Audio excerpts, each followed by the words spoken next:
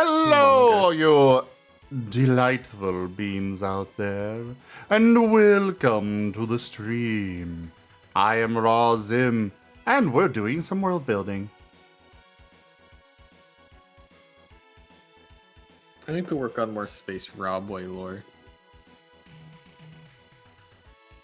Ah. You know, stupid fox and his stupid spaceship in stupid space.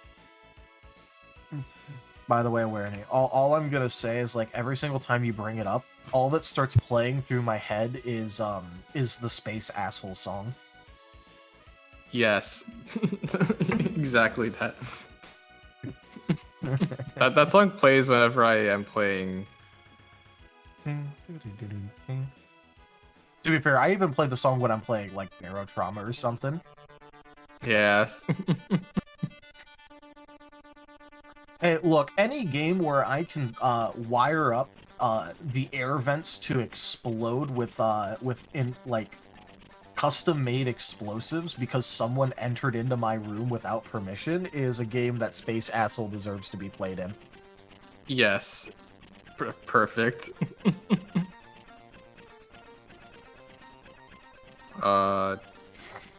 You know, that's a that song. great idea. I think I will have some chili tonight. Maybe Space Asshole's some kind chili of mac.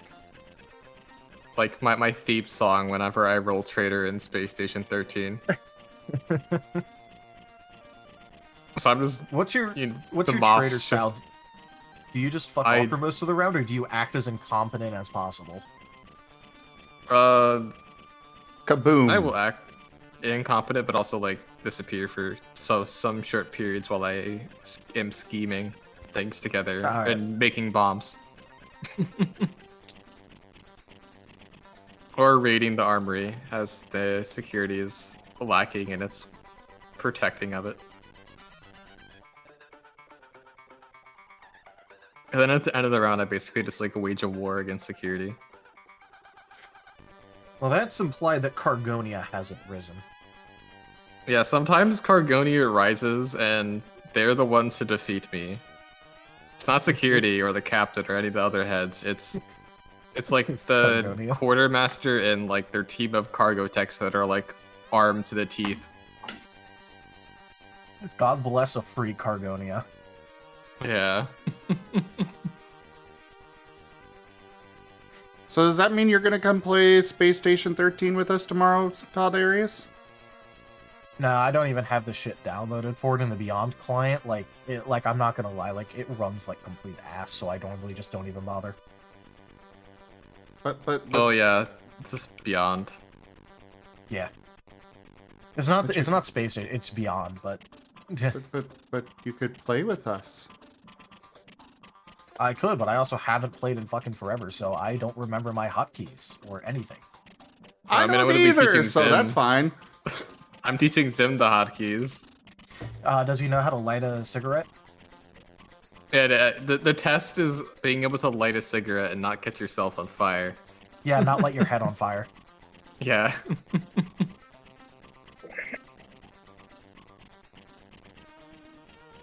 Or I'll teach him how to light his cigarette off the SM. And not get sucked into it and die immediately. You should show him what happens when you eat some potassium pills. Oh my god.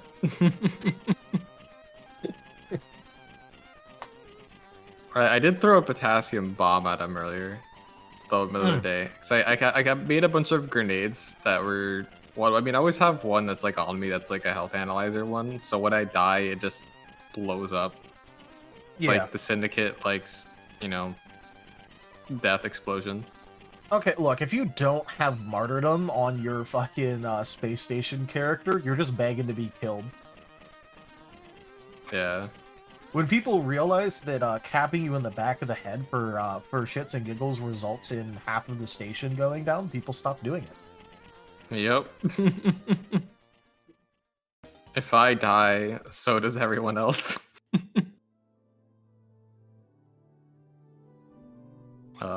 And then The only real weakness in that strategy is that it requires security to stop eating crayons and drinking their own drool for long enough to realize that hey, if they kill you, station go boom. Yep. On our server, we never have people who can play security. It's usually like whenever there's like we have a competent security, it's because like it's like me, Zest, or Xylo are playing security. If anyone else is doing it, traders can do whatever they want. They have no opposition. Yeah.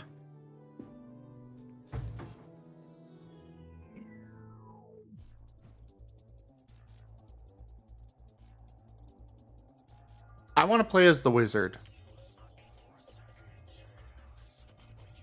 No. No. Yes.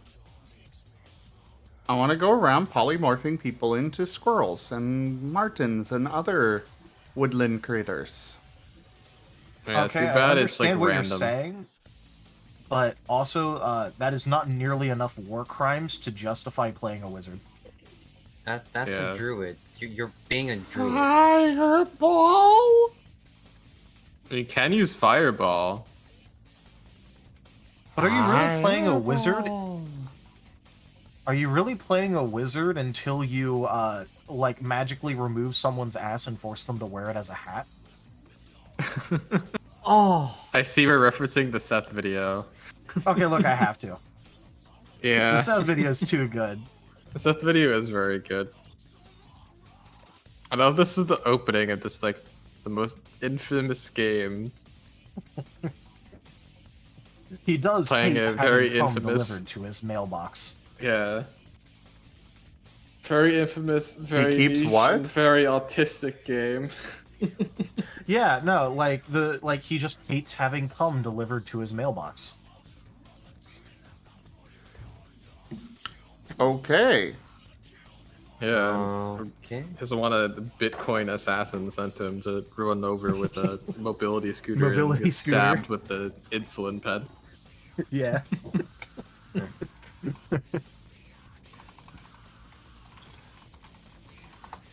But yeah, that Seth video caused like a whole like thing with the SS13 community of people trying to do things he did in his video on servers and getting themselves banned for it. So it just became like a term called Seth tiding. Yeah, it's Seth died. Yeah. Seth tide. I can't wait for the same thing to happen to Barotrauma when he eventually releases the Barotrauma video. Oh god. Oh, I can't You know wait what's for him to gonna do a happen. Barrel Talent video.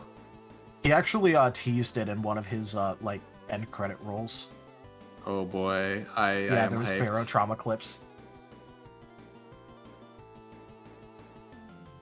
I can't wait for that. I love Barotrauma, the game. It's close as you can get to Space Station 13 without requiring a PhD. I'm sorry, PhD. Well, there's also the option of you know, like consuming enough Xanax and Ritalin. Yes.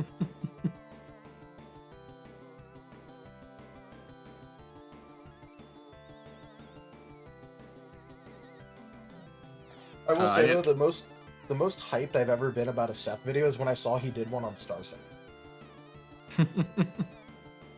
I was straight hyped. I love Star Sector.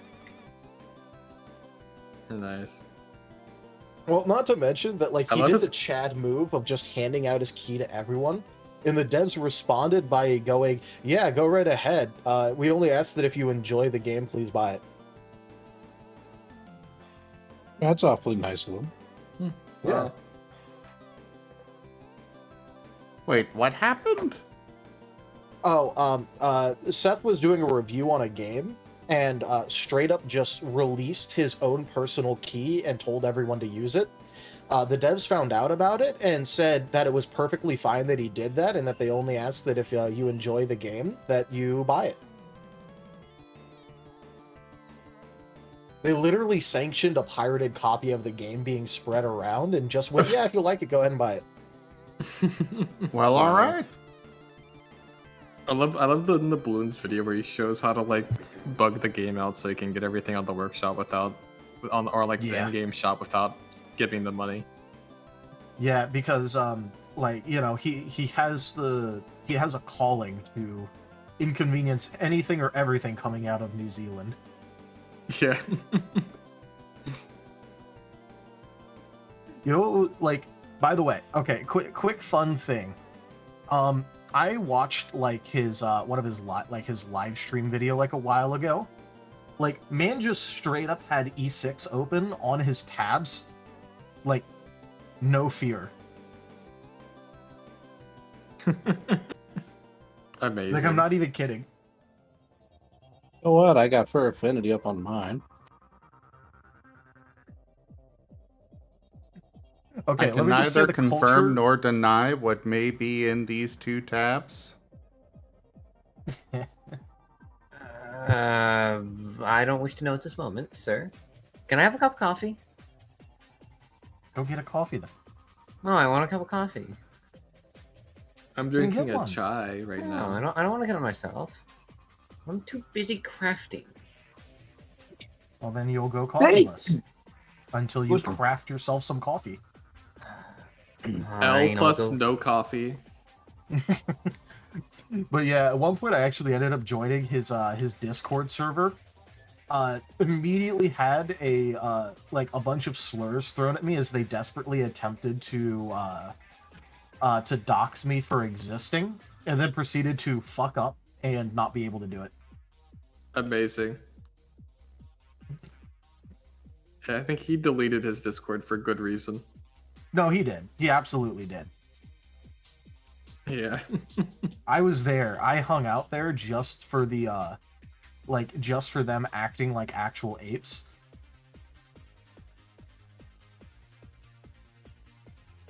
Oh, the guy we're talking about deleted his Discord? Oh yeah, for good reason. For much good reason. It was He even put it in one of the videos and went, "I've done it. You're all free now." Well, I'm pretty sure it was just a cesspool. I mean, let's be honest here. It That's was. what it was kind of It promoted was an to be. intentional cesspool. Yeah. Literally, it said "join at your own risk." I don't moderate this bullshit like on the join thing, so it was a completely unmoderated Discord. Oh no. You remember how I Just- mentioned that the moment I joined, I got a bunch of slurs thrown at me along with attempts to dox me? Yeah. Yeah. Okay. I was Okay. I was tolerated there because like I know how to insult people in unmoderated like sections of the internet without resorting to using like actual awful slurs. So Yeah. I mean, I've joined some gamer Discords where I get called the N-word within 5 minutes of joining. It's just how some of them go. well, that's a solid like 100 times longer than it took in Seth's Discord. N-word speed Well, run. All I know is that anybody who has to resort to those kind of words, like, those kind of insulty words, like that's not somebody deserving of respect. They're not cool or anything like that. No, they're not, but they're Anything very is fun just- to poke at. Oh yeah. But personally, I couldn't be bothered to give them the time of day. I had the same attitude as like what was it, like when I play League? I'm not playing League to play League. I'm treating it like going to the zoo and throwing peanuts at the apes. Oh, fair Yeah, enough. I feel like it's to me like them like people like doing that shit to me like I join a server, I get called the N-word. I think it's fucking hilarious. Yeah. No, like it's like throwing peanuts at them and just going. And it's just like, this is what I came here for. Keep being entertaining. Yeah. They're just providing me with entertainment by being absolutely brain rotted internet apes. Yeah.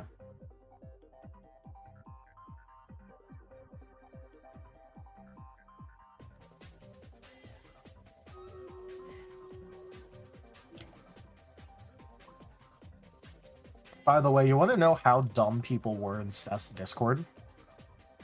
How? I'm sure They very clicked dumb. on... No, you don't even understand. They clicked on links in general. Oh god. The fools. And idiots. Like, everybody knows that that's not... You don't do that shit, especially from somebody you don't know. No, especially in an Especially in a- unmoderated area. Yeah, Yeah. how cancerous that Discord was. You don't want to click on any shit in there. God. No, I literally know for a fact that there were multiple links sent that would automatically start downloading CP onto your computer if you clicked on it. Oh my god. Like it was that kind of place. FBI. And open people up. still Jesus. fucking clicked on things. And you could tell because they clicked on it. Can we move on And, from like- this subject, please? Oh yeah, sure. Yeah. That's getting a little too much for the stream. Thank you. Yeah, okay. I was just gonna end it off by saying, like, you could tell when they clicked on links because their Discord would start getting hacked in real time and, like, straight up, like, change over to, like numbers and then, start shilling for, like, whatever botting thing in general before, like, eventually getting banned by Discord. So how's this Marcep subspecies coming Amazing. along? Just coming up Marcep. with the name and basic description of each one for now. I've got most of them pretty well straightened out.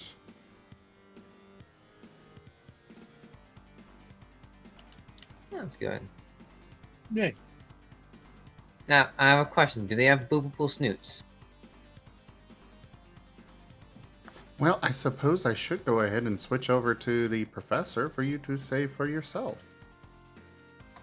Oh, I mean, I can go boop the professor's snoot? Well, I don't I wanna have do the that in definitely VR say chat. that the ability, but- professor is entirely boopable. Yeah, when you get your ass in VR chat, I'm gonna boop it. I want to do a stream of it.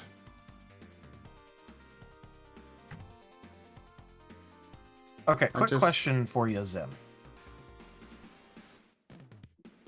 Go ahead. So should when it comes to ambitions, do you think that group ambitions could have like multiple sections that they could be like you could get the merits in, like, but you have to choose one section? What do you like? Give me an example. Okay, so like just using the example from before where it's like, group ambition of going to Oran Grove and finding help against and allies against Alabaster Gleam. That has an adventure component and a social component. So should they be able to individually choose what it is? I would say it would be both. Because it's not going to be a 1-to-1 for merits. There's only 5 dots per each, after all. Yeah, no, it's definitely not 1-to-1. That's why I said it's worth more merits the harder Yeah. a thing is. I just don't want to do things like half and half because then it like starts getting into, okay, well, what if it was worth 5 merits, then it's 2.5, 2.5. Then it's like, do they assign the one to whichever one they feel like? I feel like it's just a lot cleaner to have them decide. For me, this was a social ambition. For me, and then like the next person goes, this was adventure for me. I would say they get So- some of both, but the storyteller kind of determines like how much it's worth for each. Like the example there, getting to Oran Grove and finding some help.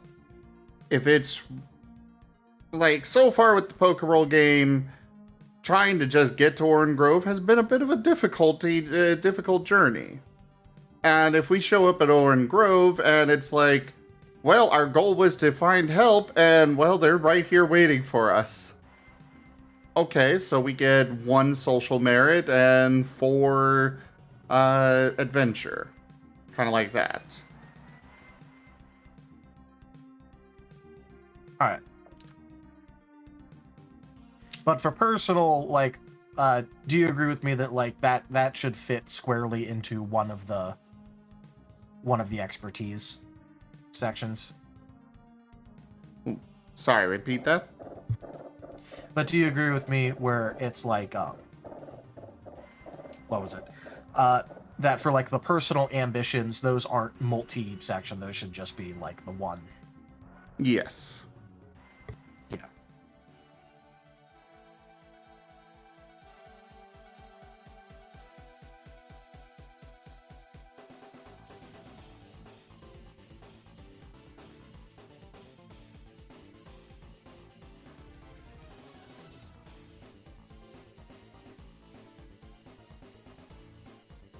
It got silent. I mean, with these kinds of streams, there's there are going to be a few moments where there's not a lot being said because we are contemplating things. The wheels are turning. Yeah, and I'm quiet because there's just not much I can really engage with at the moment. Fair. Normally that happens Alright. with me is why I'm so quiet, because I don't know how to engage in the conversation. Well, I mean, as a storyteller and player for you two, and you as well, Weirney.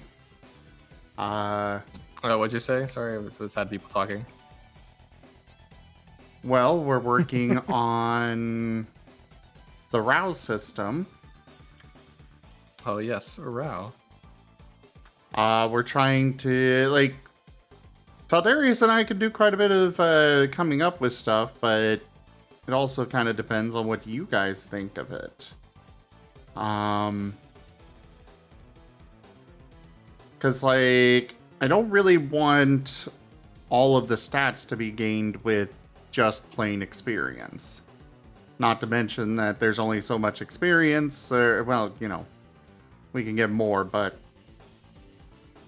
experience is already being stretched pretty thin. So what we're considering is for the primary attribute, well, primary and secondary attributes, you know, the mind, body, and soul, and vigor and willpower, having a milestone system. Specifically tied to when a story is finished, or a section of like a story arc. So Fair. it's like, A chapter.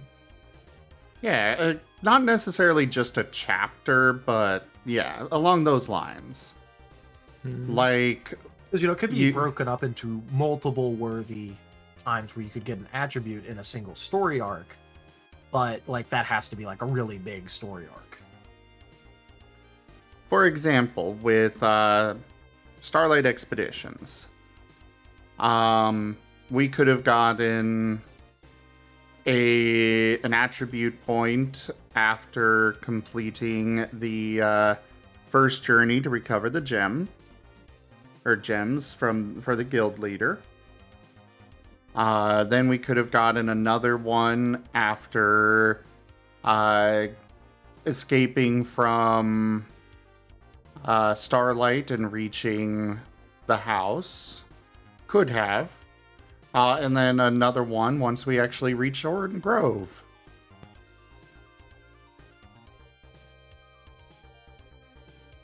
And the actual, like, frequency of these would be, like, you know, up to storyteller discretion. But one of the goals is that once the group, like, reaches a groove and is like starting to, like, really go through, like, story beats, then that's when, like, the actual attribute, like, point gain can pick up.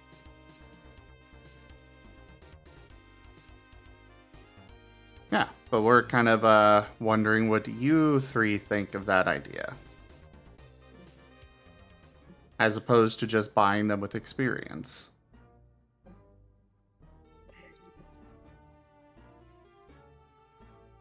Because I have proposed, like, an alternate system in the past where it is, while you cannot directly buy it with experience, it is like, there is a relationship between them.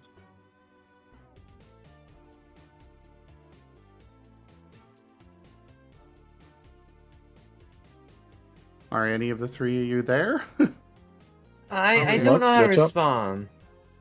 I'm Right thinking now. about it. I think it's neat though. I'm not paying attention. I was trying to directly ask you a question.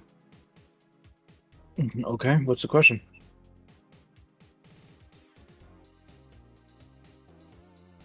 All right, so we're trying to like discuss and come up with alternative ways of advancement, except for like excluding XP, because we already have like a lot of skills that you can pump XP into the move system, either with standard moves or custom moves. And so Okay. for the primary attributes and the secondary expertises, we're coming up with various ways to like reasonably grant progression to those that are not tied directly to XP. For example, Okay, for can they be ambitions, abused? these are entirely within the storyteller's hands. Okay, So so only as much as the storyteller allows it to. then the next question would be, can it be argued?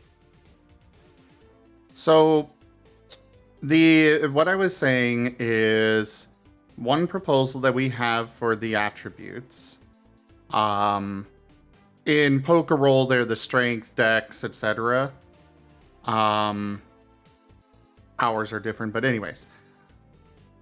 One proposal we have is a kind of milestone system based on story arcs or story beats, whatever, however you'd like to divide them up. There are, at character creation, a little over 40 points to give out over the course of a campaign, which is quite a lot. But for example, you might give them out with the Starlight Expeditions game. You might have given us one attribute increase after we made it, after we recovered the guild leader's gem, because that was a pretty major story beat. And then another one after we escaped from Starlight and reached the house. And then even though we kind of faffed about in the house, we didn't really advance the main story. So a third one might actually get us to, it would be given to us when we finally reach Horn Grove. And then, and so that's one suggestion that's one proposal that we have for giving out attribute points. It gives that's kind of that's kind of what I mean though, in terms of can it be argued? Because it sounds like something like this does not exactly have definable outlines to what it is. Granted, nothing ever truly is. XP, for example, can be based off of so many things like storyteller whims. But it's definitely one of those things that I don't want it to be where the end of game sessions can just evolve into, hey, we did this, why aren't you giving us as much now? And the storyteller having to go like, oh, well, because I found that you all are progressing too fast, or yada yada. I think the system itself sounds fine. I like that you guys are thinking of an alternative to this. It's just that without definition, it could cause some friction between storytellers and the players. Yeah, I agree with that. It has to have it like it's like defined like definitions of how and what constitutes RAOW. for things. Otherwise, players will argue about why aren't they getting points for things. How can it be not argued? I have like in the past, like I put forward a different proposal, which you cannot directly buy attributes with XP, but I've called it like the 5-2 system, where every 5 skill ranks that you purchase in the like the skills section, which is like the tertiary, you earn 2 attribute points to assign kind of however you want. That way there's like Okay. a hard metric. Hey, I've gotten 5 skill ups. I get 2 attribute points, but I can't directly just buy attributes with my XP. I need to get skills, and we also made it so that way it's with moves too, but we didn't have like, that was when it was in like the discussion stage, and now we're kind of like we were leaning back towards the milestone. But we do have like a harder system waiting in the wings if it's like people just really don't like the milestone. Then why not a hybrid of the two? One where the storyteller could give stuff out on their whims, like if there's important story beats that were done, but still give players that buy-in option so they feel like they're making progression, period. I will say that they will still have things that they can personally buy and influence. Like, so we've got top, mid, and bottom attributes, build, whatever, stats. Yeah. I've been calling them primary, secondary, and tertiary, but like it's just however you want to visualize it. Okay. The top are the primary attributes, and secondary. The top are the attributes. The mid are the expertises. Those are 3 of them. That's the fight, adventure, and social. And then you've got the bottom, which are a plethora of skills that they can use their experience points to buy into. So they'll still be getting experience points that they can then put into things and still have that progression between getting the other 2. Yeah, and for reference, there are 24 skills to put XP into, which is and then they each have 5 ranks, which is why I came up with the 5-2, because mathematically that keeps it as even as possible in as the skills go up, the attributes fill up. So that's the thought process behind the 5-2.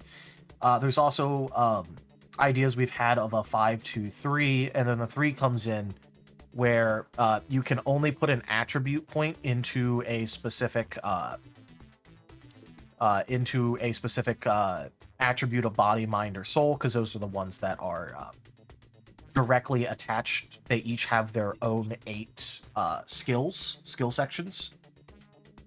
So like part of the idea was, hey, once you put like 3 points into a skill category, then you basically you raise your cap on body, mind, or soul depending on what it is. So if you put 3 in natural, you've unlocked another cap on body, so that way you like, for example, you can't just pump up your knowledge skills and then like put all of the expertise points into body. Okay, I like those limitations.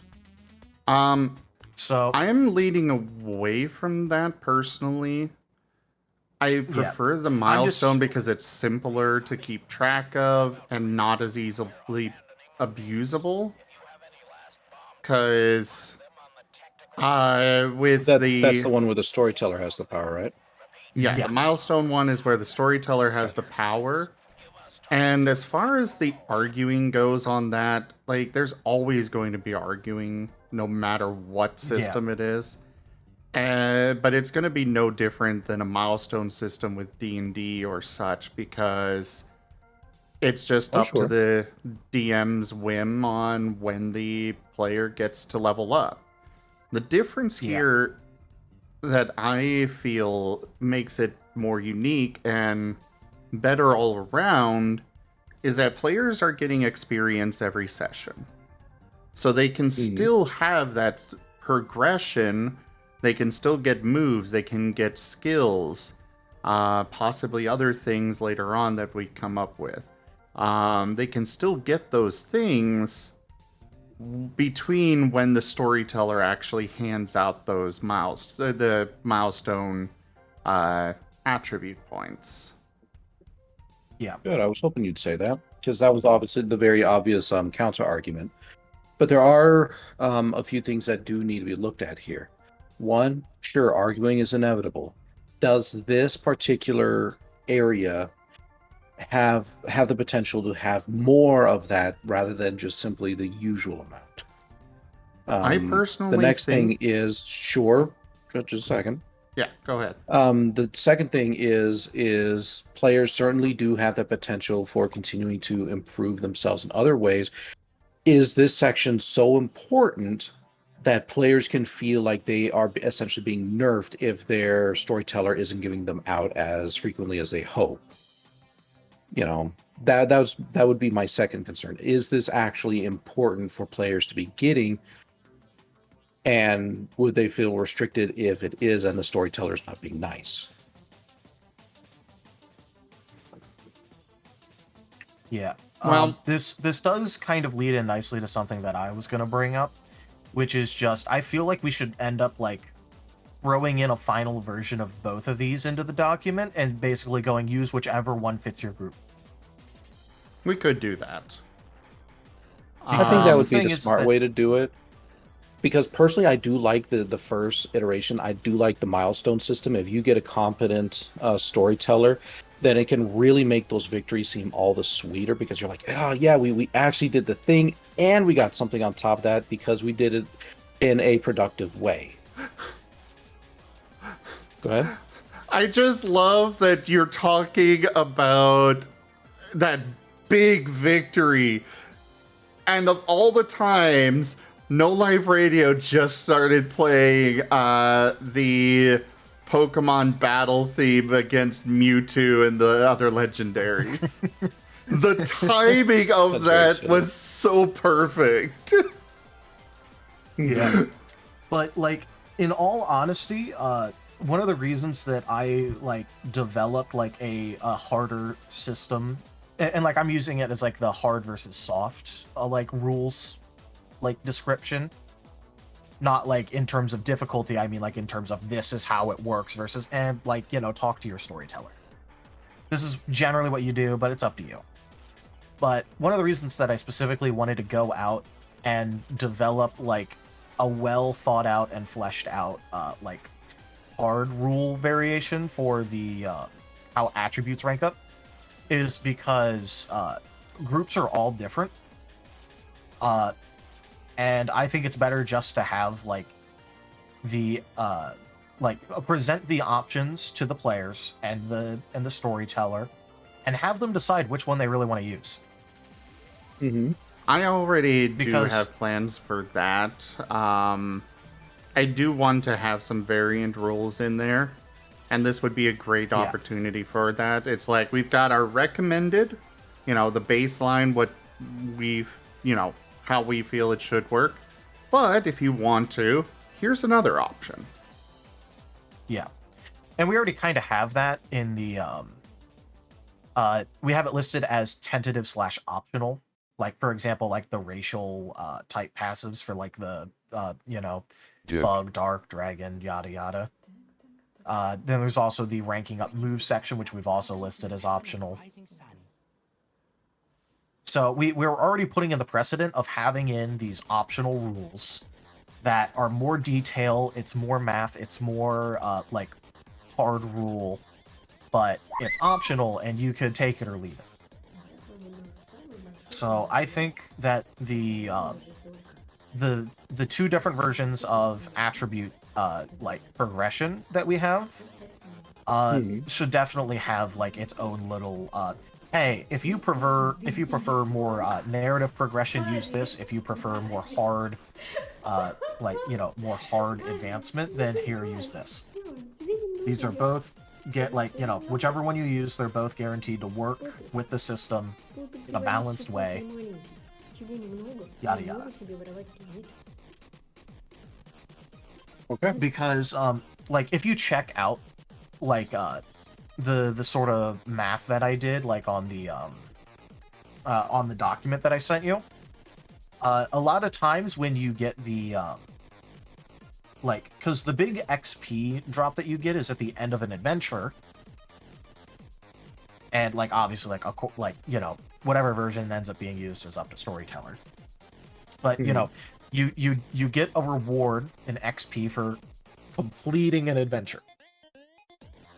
So that already means that generally near the end of an adventure, which is much more likely to be a story beat, is about when you'll have enough XP to put into points in order to get ranks. Specifically, it was more like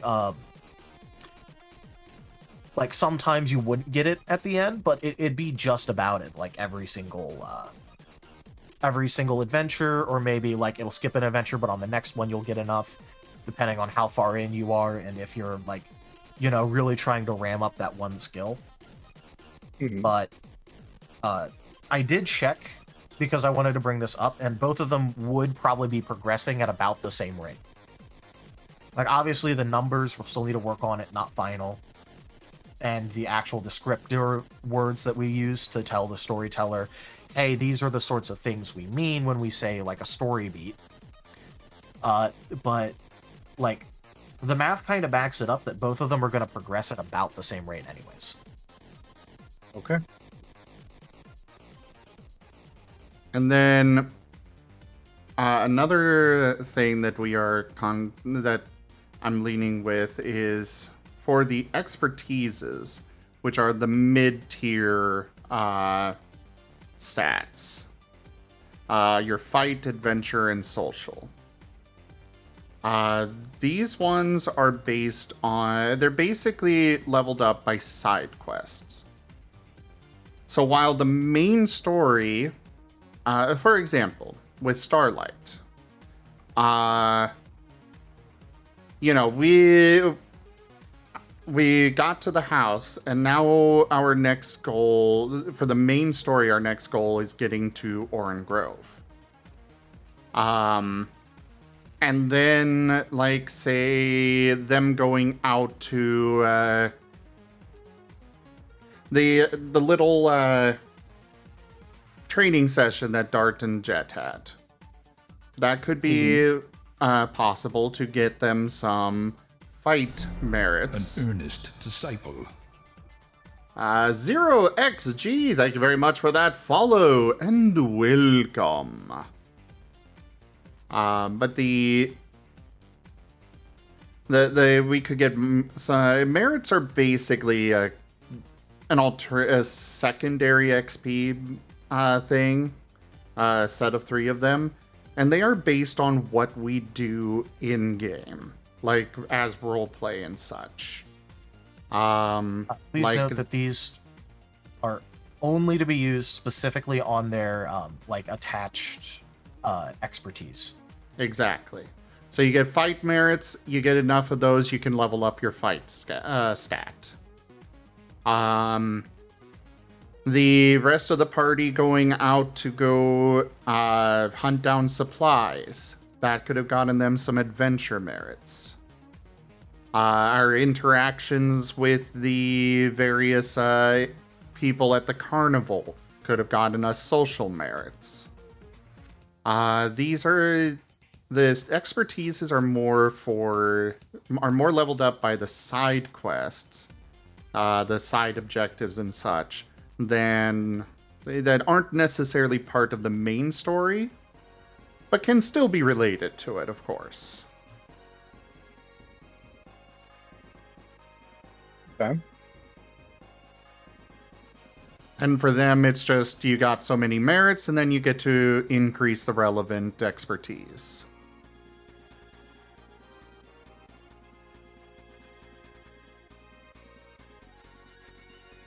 Is there any potential for abuse, like, say, hey, I really, really want a lot of adventure merits, I'm going to do nothing but, or I really want a lot of fight merits, I'm just going to fight everything I see? Do you feel like there's any potential players could be pushed into certain interactions? Like, I know the storyteller has power over how the merits are distributed, but that still might push players into certain kinds of behaviors, potentially. That is a good point. Good night, But Senshu. then, like how we describe a lot of things when it comes to this, like, you know, the onus is sort of on the player to, like, sell the DM on why it's, like, this specific, why it should be this specific category. Or, because we use this a lot, like, when it comes to, for example, like, creating custom moves, where, like, we state, like, without a shadow of a doubt that it is up to storyteller approval, and that the onus is not on the the storyteller to approve the custom creation. Instead, the onus is on the player to prove to the storyteller that it should be accepted. Okay. Arguing's always a possibility, especially with a system that is meant to be customizable. You can't avoid that. But you can't avoid playing with the players that make your life a nightmare when they argue over every little thing like that. Especially if it's literally baked into the rules that they're not like allowed to argue about this. Exactly. This is like solely up to storyteller discretion. Okay. Because there's a difference between arguing and, like, you know, making your case. Making your case is always fine. It's like, if you refuse to let it go and you, like, keep bringing it up and it's like all you want to talk about is how it, you know, it should really be this, like, that's not acceptable. And I fully expect that, like, we're gonna end up, like, writing little example sections of what is considered, like, acceptable and what is considered not. Yes. I think that would be a good idea, especially for newer DMs or storytellers who may not have an idea exactly of what that kind of behavior might always look like or where the limitation should be. Yeah. Because again, like, this is a system where, like, very specifically it's supposed to be customized and mixed and matched. Like, even just using the attributes, expertises, and skills in order to form checks. There's even, like, a thing there where it's like, you know, if you want it to be, like, a certain way, like, you can, like, there's supposed to be the opportunity to, like, try and make your case, like, can it be this because I'm doing it in this way? Mm-hmm. But again, we're, like, you know, we're gonna have to, like, put on, like, hey, this is like an acceptable way to do this. This is not an acceptable way to do this. Yeah. Which I know, like, I've talked with Zim about, like, we were already going to do that, but, like, it's a good thing to, like, mention and make sure everyone knows that yes, we are absolutely going to do that. It's just not going to be in the document yet because we're currently, like, focusing more on like the actual rules to things instead of putting in, like, example text, clearing up, like, because I can absolutely tell you that, like, in this document there's a bunch of, like, god-awful wording that's really confusing if you don't know what the actual, like, point of it is. But this is not supposed to be a final document. This is, like, literally supposed to be, like, draft document. Hey, here's all of our bullshit in one place. Here's all of our bullshit, no particular order, good luck. Yeah. So but that's why we're going to be literally, yeah, this is just a draft document. And when we put it all together, like, there's going to be example text. There's, like, you know, going to be, this is good, this is bad. Hey, here is how you handle this situation if it comes up. Right now, the system is being primarily built for us to play as a community. Like, I will make it publicly available for others to test as well and give feedback. But at the least, and it's going to be something I'll make sure very clear to players that join us for playing this system, or play testing it. You know, I'm the primary creator on this. I will absolutely take feedback. But if something's not clear in there, you literally got the guy that wrote it sitting here who can clarify it. Yeah. And besides that, you know, this is also, like, a group effort. Yeah. Where, like, you know, let's say, like, Zim's asleep and I happen to be up. Like, I feel like I could very reasonably answer questions on this. Absolutely. And, like, you know, other people that get involved and are, like, you know, chatting with Zim about it, like, they could also definitely answer shit about the system. Mm-hmm. Because, like, you know, like, when you sit down and talk about it, like, the intent of the system is pretty clear. It's just, you know, there's always going to be that little bit of, like, but what does it mean? That people are always going to argue about. Because it doesn't matter, like, how specific you think you're being in your wording and in the documents. There will always be people who, like, They just read it and they interpret it a different way. Oh yeah. And that's just the reality of it. So All right. Well, I just wanted to, poke in a couple of things and see what your responses were, so I appreciate that. I think the system itself sounds fine. Just one of those things that it's going to be based on a party-to-party experience. yeah. That is what we're kind of designing it around in the first place. So I don't mind having like, hey, this is if you want like concrete rules on this, and then this is if you're just like if you prefer a narrative story. And narrative progression. Because well, I mean, you always like, you always have to look at these things from multiple different angles, if only just because exactly what kind of an experience are you trying to craft, and will these creations help you to create exactly the experience you want? Yeah, and that's why it's important to look at the negatives. One of the reasons that I was like really pushing for there to be like at least some sort of like hard progression like rules in here is just because like I use my like my Friday group as an example, but like we play like really hard systems like crunchy, complete crunch. And like in that group like even though I personally in like situations like this heavily prefer like narrative milestone progression, in my Friday game, I absolutely will not touch anything that does not have concrete rules for progression. And that's just because of the kind of group that I'm playing with and like my expectations for how my Friday game is going to be. I expect that my Friday game is going to be like, really crunchy, but a lot of our success and progression is based upon us correctly building characters as a team to cover each other, to cover like all of the to cover all the possibilities, so that way the team always has someone that can like at least kind of do the thing. And in order to do that, we need like our crunchy hard progression that like we get together and we discuss, hey, are you planning on putting any points into mechanics or into medicine? Oh, you're planning on putting a couple points into medicine? Cool. I'll spend my point that I have spare that turns a skill into a class skill. I'm going to put that into mechanics. That way I can cover our mechanical needs. I can keep the ship repaired. I can put attachments on. Is anyone else planning on going into mechanics? Okay, you were. Don't worry, I have a higher intelligence stat than you. I'll cover that. How about you cover piloting? Because I don't think we have any who can do piloting. Good night, Brian. Thank you so much for your help today.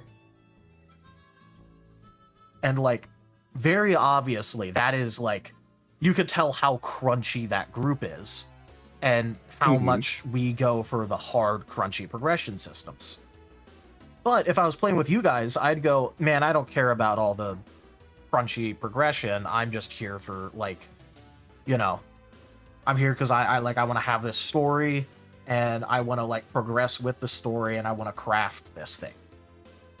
It's an entirely different vibe with a different group. Yeah.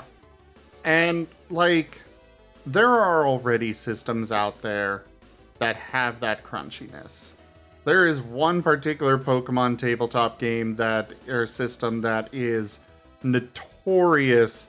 Like, they designed their own freaking calculator for how to calculate things. If you want crunchiness, go play that one. if I really want crunchiness, PTU. Yes, sorry. It's PTU. Now, if I really want crunchiness, if I want to like bite into like completely out of the box, not soggied at all, like Captain Crunch, then I'm going straight to BattleTech. Yeah, Age of War. Like to finish my that system. To finish what I was saying there. There are other systems that can give the players that want the crunchiness their crunchiness. My primary focus here is to make a system for telling stories as a group. The stats and the mechanics and such are meant to be a backdrop to the story itself. That is why I'm wanting it to be the milestone system. I'm wanting it to be the side quest system for the expertises. I don't want to have hard, crunchy stuff on this because I feel that it often, not always, but often takes away from the story itself. It's why we're going to be putting in the system for, there's the stunt system that I've spoken about. Yeah, I want people to roleplay. ROLE, not roleplay. ROLL. Yeah.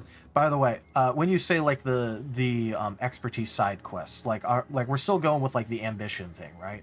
Yes. Ambitions cool. are part of it. Side quests are part of it as well. Yeah, it's just an alternate way of earning merits. I'm just saying so that way, like, I'm not wasting my time writing down the ambitions. Sorry, yeah. I just wanted to make sure, because I'm like, oh no, I've been sitting here writing out the ambition section. Oh.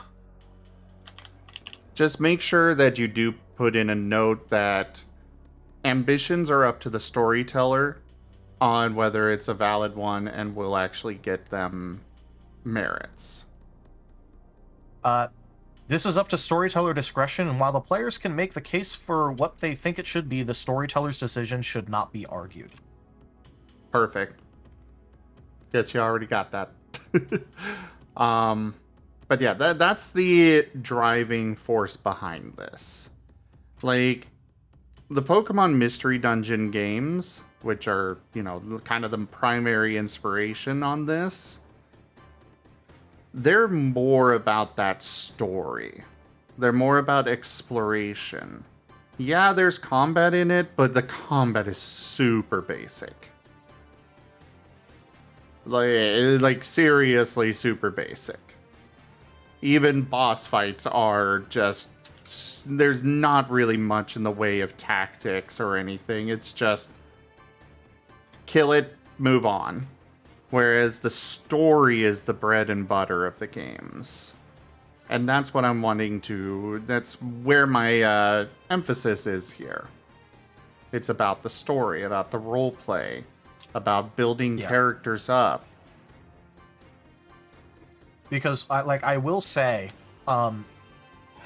like, nothing will ever, like, trump the feeling of, like, narratively, story-wise, like, your character, like, you role-playing the character and, like, getting into the headspace of the character. And, like, something popping up that is, like, really important and really nerve-wracking. Mm-hmm. Like, I will say, like, last Friday, I was physically sweating when my character was standing at attention and having to report a minor failure to Lord Vader. Huh. I had to roleplay the entire conversation in character. There was no roles. And I was, like, by the end of it, I was, like, physically sweating because of, like, how nervous I was throughout it, considering my character had just saw Lord Vader, like, straight up execute someone. Like, no mercy, straight up execute. And he's like, oh no. Oh fuck, this isn't good. And imagine, like, having to roleplay your way out of Darth Vader being, displeased with your very minor failure.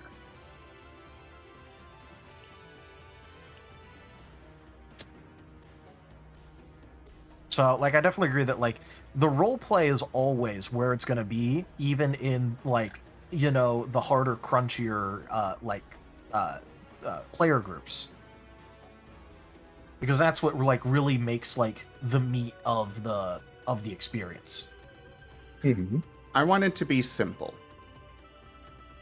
Like, there's some complexity there to at least, hopefully, somewhat tide over those that prefer more complexity. But I want it overall to be simple, so that way you're not sitting there being like, okay, so I am rolling to attack. Let's see. So I get a +5 from this, a +1 from that. I got a -2 because of this. I've got that over there going on. They've got partial cover, so I need to roll a percentile to see if I can even hit them. Okay, I got that. I've got this, and I don't want that. I want it to be more, okay, I've got 5 dots, throw 5 dice. Ideally, they go into description on it, and so they can get bonus dice. Yeah. Well, there's also the system that we have for like super effective, like resisted stuff like that. But that's after everything has been constructed, so that's literally just like a simple thing at the end. Yeah, it's not too difficult. But yeah, that's kind of the general gist of what I'm going for on this. Okay. I'd say fair enough. Yep. And while like wherever I think it's important, I will like argue for like including a little bit of like a crunchier alternative. Like, you know, I can kind of tell where it's important to have and where it's not. Like, I don't think anyone's going to care about there being, like, a crunchier alternative to expertise because you already have a way of, like, controlling it directly with ambitions. Yeah, exactly. So, like, I'm not going to argue, like, oh, there should be a crunchy version for this, because no, there shouldn't.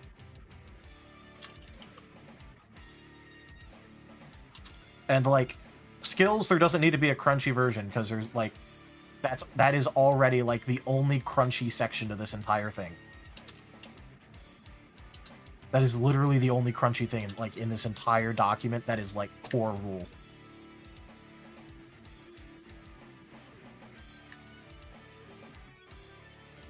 And even then, it's a little loosey-goosey.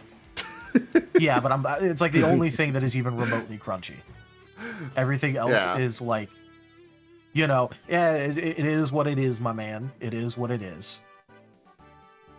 Like, you know, for the inventory system, we're literally using bulk instead of weight. There's no weight.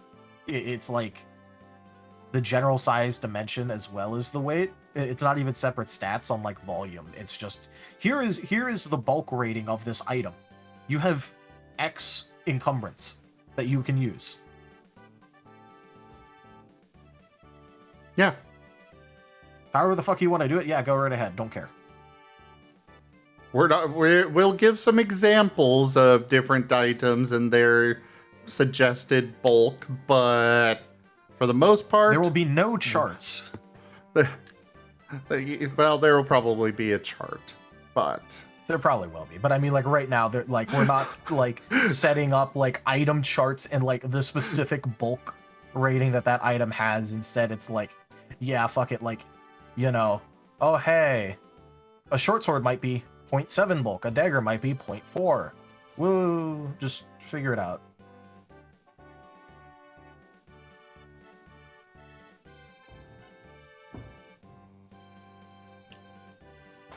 Like the only other thing that might that might like actually matter is the bulk per item stat. This hamlet shall not fall. Oh, yep. Wizlikos raided my stream with 6 viewers.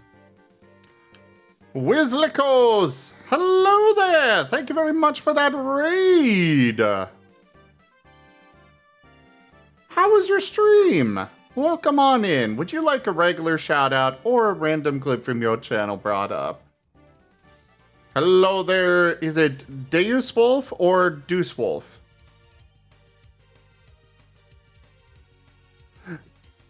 Welcome in, everybody. Welcome. I am Razim. We do all sorts of things here. Right now, we are having a world building / game dev, ttrpg system making, system thing session right now. So we're just kind of having a nice little relaxing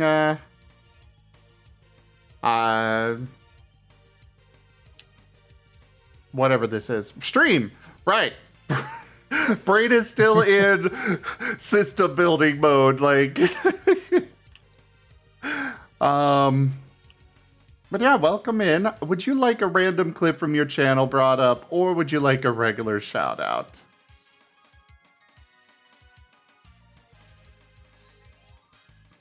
We've been working on, to bring those of you coming in, we've been working on a tabletop RPG system, which we're calling RAOW. It's a wonderful name. Very top notch. I love it. It's great. RAOW. It's intended to basically be like a it's intended to be a more loose form system for you to play things like Pokemon Mystery Dungeon with. Or there's also Digimon, Monster Hunter, all sorts of possibility with that. But yeah, thank you so much for bringing your community by. Welcome in, everybody. We do all sorts of things here. Earlier today, I was doing some SnowRunner. Yesterday, we did some Project Zomboid and Barotrauma. And then we've got a lot of ttrpgs that we do here. Pathfinder, World of Darkness, Exalted, and Pokemon Mystery Dungeon. So make sure you all hit that follow button and come by again. Hope to see you all again. And Wiz, thank you again for sharing your community. I hope you had a great stream. So, funny enough, it looks like you were doing a Digimon game, so nice. You might be interested in this game at some point. You can play as a Digimon.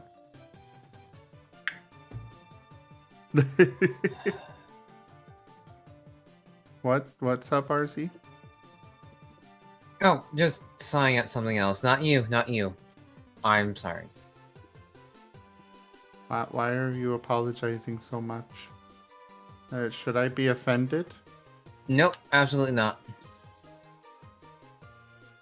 Calderia, should I be offended? No, that's just RZ being RZ. Okay. And it's a completely different topic that's unrelated to right now. Please don't worry about it. Like, please don't worry about it right now. Having a rough time in Final Fantasy? They don't know mechanics for this one. We have so many new people in this one. It's like, OMG. Granted, it's my favorite one of this tier, but, you know, holy moly.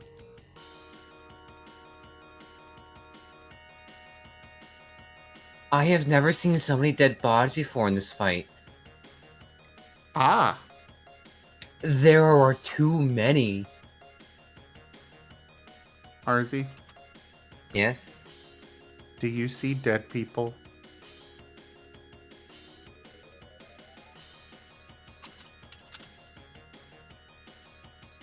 And now he's ignoring me.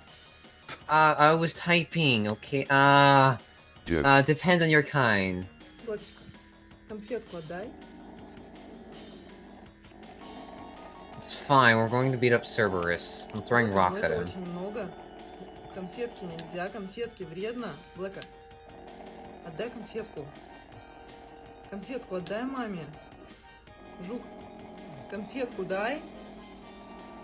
The Marten does not want to let go of the treat. Ты обнаглел? А?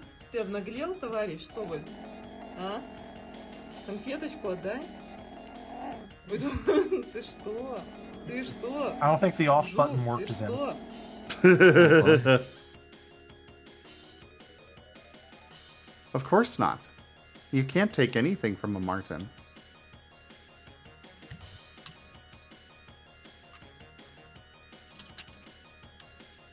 How are you doing, Ragon?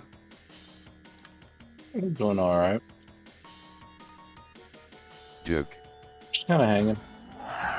Fair enough. Want to Anyways. world build, but I can't focus on it. I went ahead and I put in the ambitions. It's pretty basic, but then again, like, so is like 90% of like the document. Like,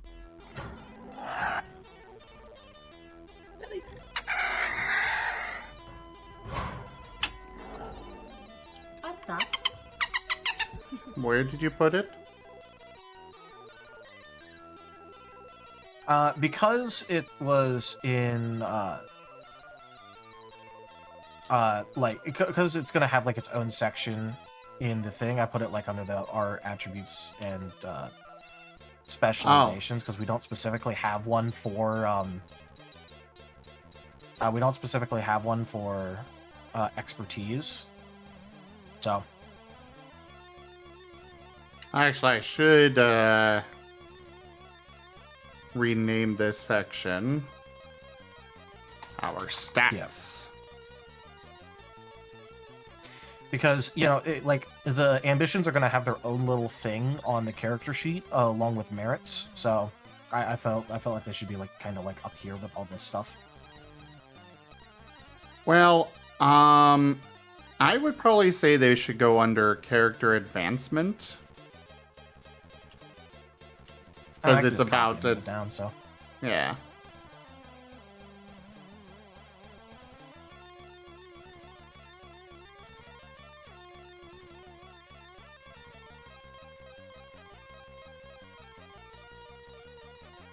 bonk. Bonk? Why are we going Yeah, bonk? I bonked the information right in. Oh, how cool. Zim was watching as I bonked it. Interesting. Huh? What? I was watching something? Oh yeah, when I bonked in the information.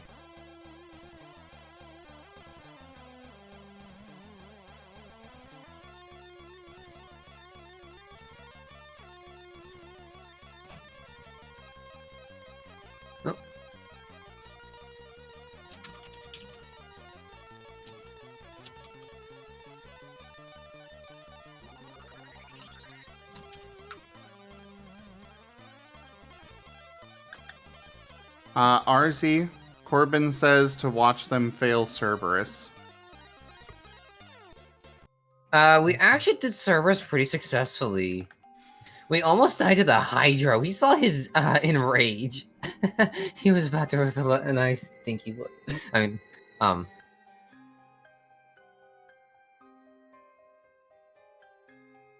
Also, It's fine. RZ, while I may not like it, you are allowed to talk about it. okay. I Just just, saying. thought I should respect it because, you don't like it. You don't want to hear me talk about it. I mean, I'm not going to understand most of what you say unless you put it in general terms that, the general populace could understand. But Okay, fair enough. I have to put it in baby terms. Wait, that sounds terrible. Help me. No. offended. Yeah, there's a reason why I regret saying that. All right, so quick question. What sort of a number are you feeling for the merit breakpoint being in order to earn enough for an expertise? Because we've been using 5 a lot, so like I'm kind of willing to just stick with that, but I just want to hear what you're thinking. Well, I mean, if you look down below, you can see some of the specialties.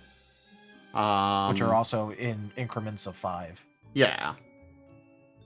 That's why I said we're using 5 a lot, so I was just wondering if you wanted to like kind of like stick with that. Is Oh yeah, 5 I'm a good magic with number? I'm good with sticking with increments of 5, but I don't think that they're going to start at 5.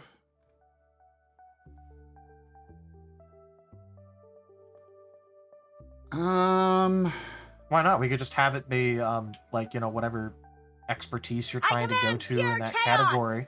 Kinda. Worstein_oil has turned Arzidu into a Sphylas. They can only talk like that Pokemon for 2 minutes. Into a what? Xylus. Oh! It's the two-headed one. Oh, Yeah. okay. Dark He's a dragon. The 2 best types. Well.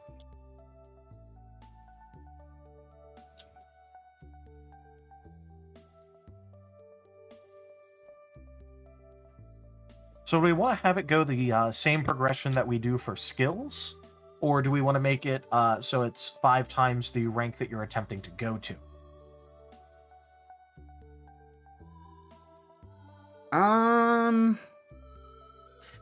Because the way that we have it for skills, it's 5 times the rank you're going from.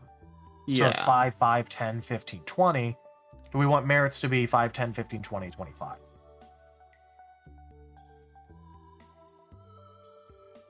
I'm just my concern here is that with this, it feels like it's going to be very easy to max these out very quickly. All right, you want to move to 10 then? Let me. The reason I say that is, like, there could be multiple opportunities for an ambition to be completed between one milestone and the next. You know? Yeah. But that's why we also had the varying costs of the, or the various rewards, merit rewards of the ambitions. So the ones that are easier and that you can complete a lot faster are worth less. Meanwhile, if you come up with like a big one, then it's worth more.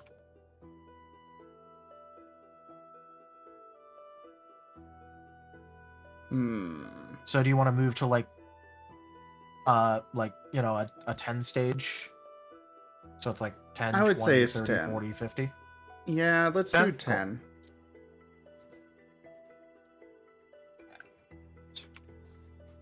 I think you are going. Because, like, for the character creation, like, the expertises don't necessarily, like, 2 of them will have a dot, but 1 will not. So we still need to have the cost for going to rank 1. Yeah.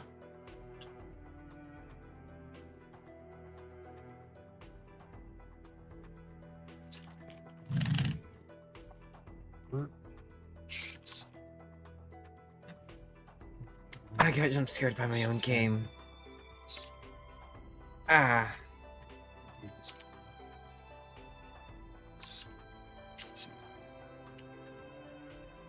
So what are you up to, Rygon? Nothing important, I'm afraid. Browsing Just looking at memes? things in Sea of Thieves. Oh.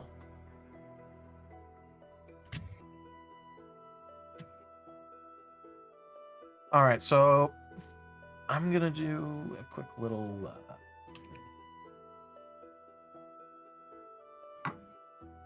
All right, so the total cost of the expertise that you don't start with is 150 merits to max it out.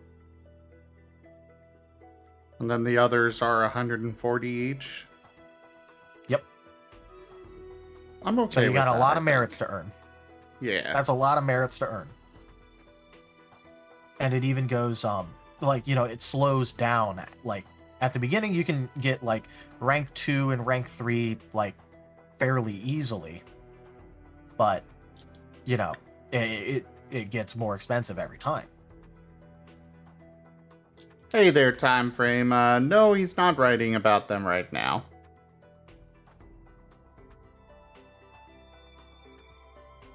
Actually, Writing thinking about what? rank. The Harith. I mean, I want to. He said he can't focus enough for it right now, though. Is it because of us, or? I mean, perhaps partially, but not particularly. I just can't focus. Fair enough. Yeah. But, so one good way of thinking about the cost on this, Zim, is that the price of rank 4 and rank 5 is almost twice that of 1 through 3 put together.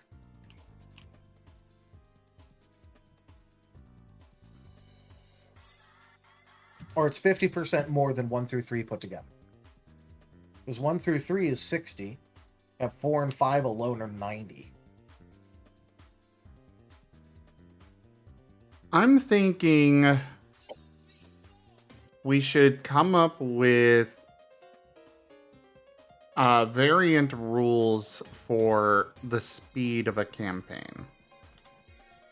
I was thinking so too, but I wanted to focus originally on the, like, standard. Yeah. Because following up the standard, we could base everything else around. Yeah, exactly.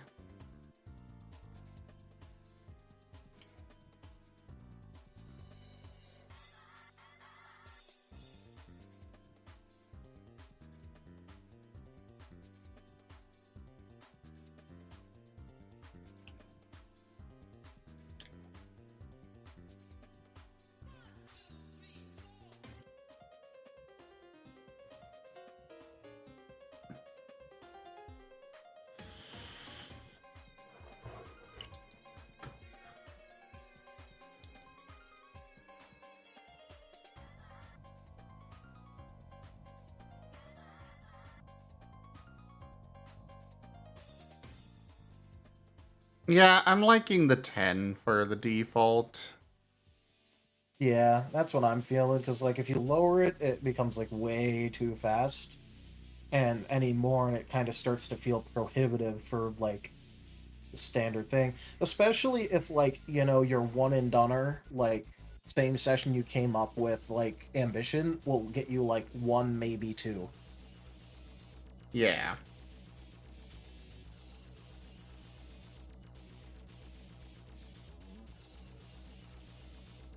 But I'm still thinking that it should be, like, even for the longer term ones, they should be a, we should recommend for the storytellers to give, I would say, less than 10. Ideally closer to 5.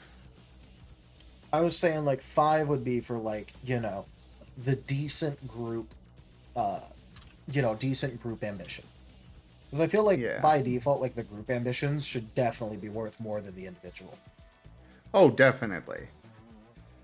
Yeah. I'm still not So, like, certain about the individual ones. Well, the reason why, like, I'm pushing for the personal ambitions is because it gives people, like, the push that a lot of people will need to think about their personal character and how to develop them. It's less about needing it for the mechanical aspect, and it's more about trying to reward and give positive reinforcement to the sort of interaction that we want the players to have with the game. At least in my opinion, why I thought about the personal. Because it's sort of like, it's a reward for not being a wallflower. Yeah, but I also want to have some manner of reward or something for helping a wallflower stop being a wallflower. You could always just make your personal ambition to, like, for example, like, you can make it so that your personal ambition is basically to, like, make it so that way X, Y, or Z character that's being a wallflower, like, you know, completes their ambition. Like, obviously, all ambitions are upon approval. So, like, you know, you can basically make it so, like, hey, I want to include XYZ person and, like, see what they need help with. As, like, you know, because I want to support the team, and I want to make sure that, like, you know, everyone's, like, doing okay and what they need help with. Jaffer, I'm and very... then that could be... Oh, go Sorry. Jaffer, I definitely am keeping that rule at the forefront of my mind. Kiss, yeah. Keep And it simple, sweet. but- Yeah. well, and one of the reasons like I'm really thinking about like for the personal ambitions is just because it's like it's the only way that I can really think of to like unintrusively include a thing for personal growth that is being rewarded, because like I can't really think of like anywhere else in the system that we're really rewarding individual interaction with the game.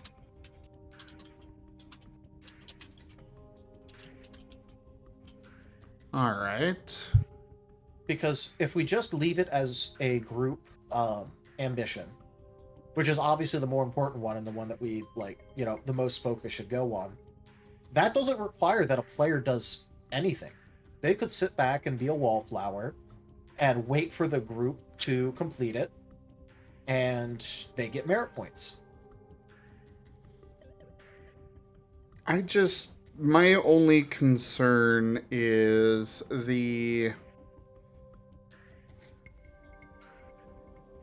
because, like, I don't want to force a wallflower out of the game. But with the way this is set up, those that are more active with roleplay, they have no reason, like, no incentive. Yeah, they can make it their ambition to help one of the wallflowers.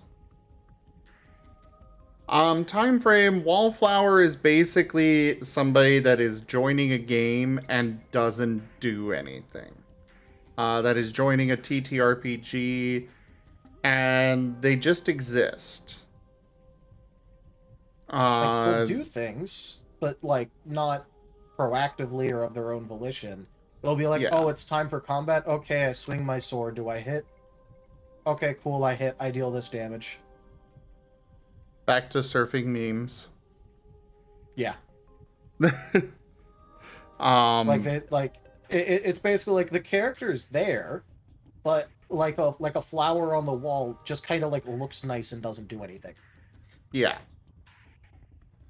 But yeah, my concern is making a divide.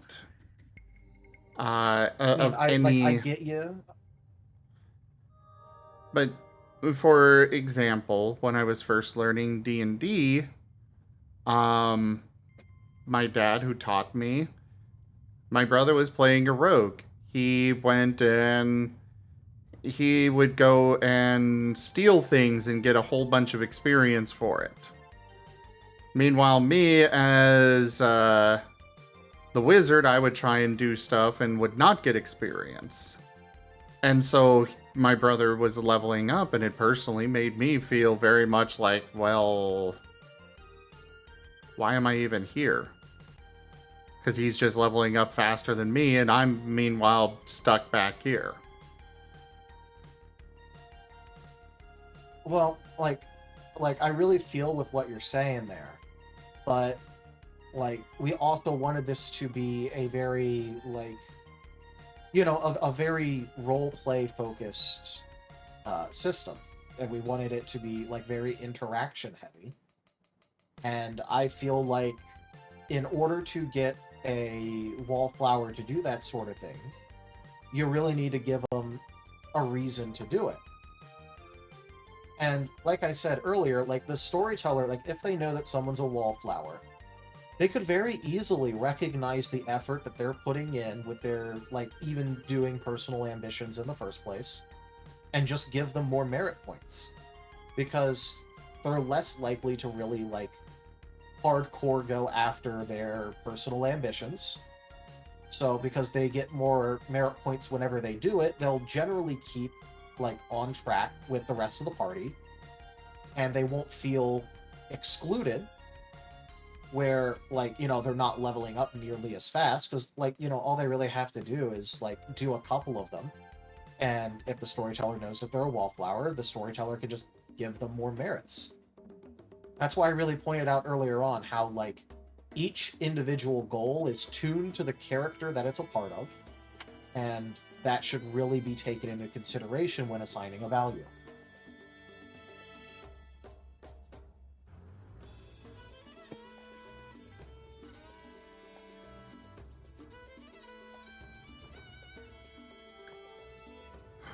But then on the That flip way it doesn't- side, if one player's doing a lot and getting their personal merits, and then the wallflower isn't doing much and the storyteller's just giving them theirs, it's like,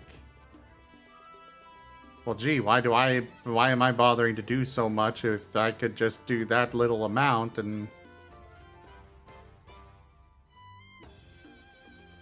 I mean, I get what you're saying, but like, and this may just be like entirely anecdotal, but the people who are really interactive with their character and like really like do like role play focused things generally don't care as much about like how fast their character is like really progressing compared to everyone else. They're there to enjoy the role play a lot.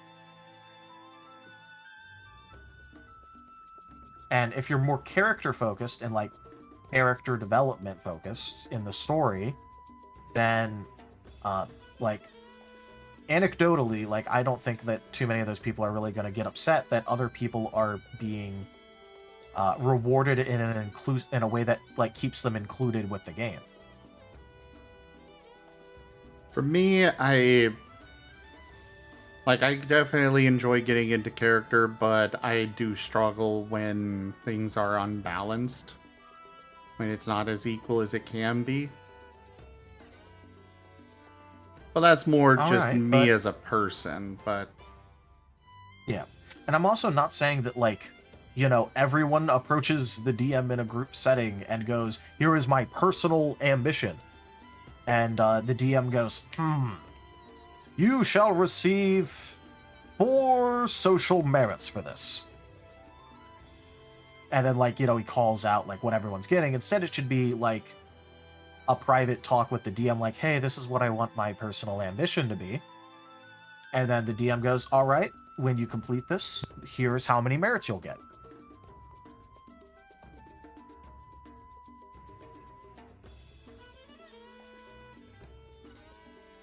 oh, that 'Cause there's sounds a like reason why I fun, said- Corbin. The Wolfos are adorable. Ah.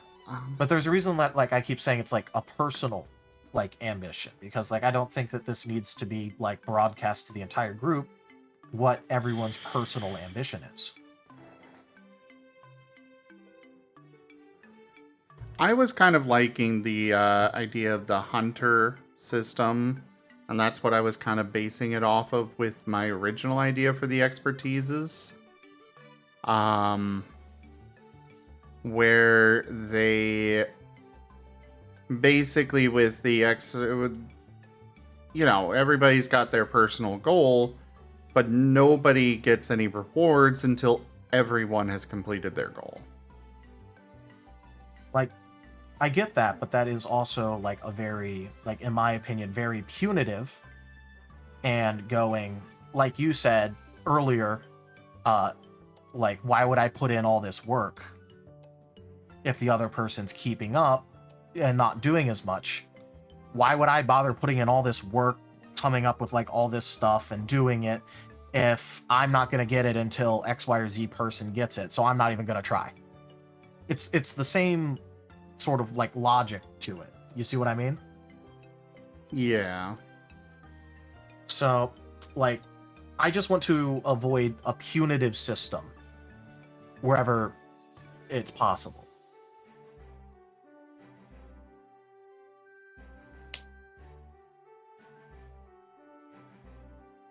Because it's not the fact that there's a downside to this, like, whatever system we come up with, there's going to be a downside to it. It's just that I don't want the downside to be punitive in nature, rather than this may be abused or this may be slightly discouraging to some people.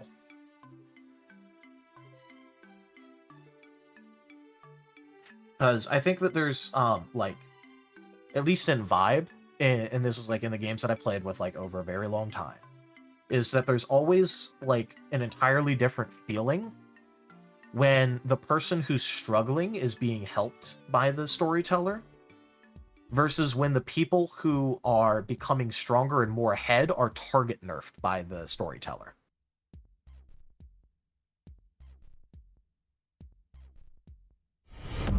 Fair enough. Hold the line. Yeah, we can This go with the hamlet shall personal not fall. ambitions idea. Wosteen_Oil raided my stream with 5 viewers. Woston! Hi, well. Hello there, Hoot Hoot. You are a good Hoot Hoot. How was your stream?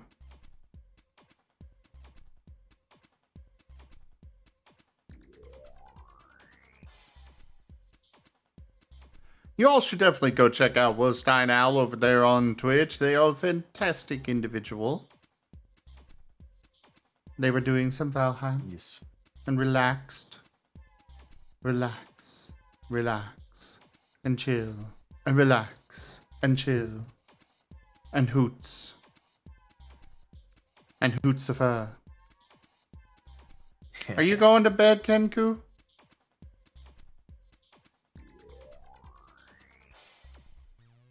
Because if so, how dare you?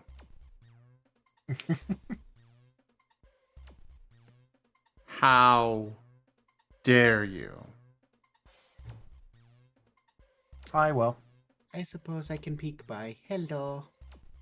Hello.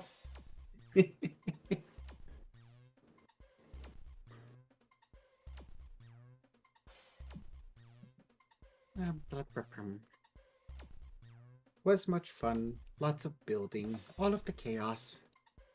Decided to make an additional icon to start the Valheims with.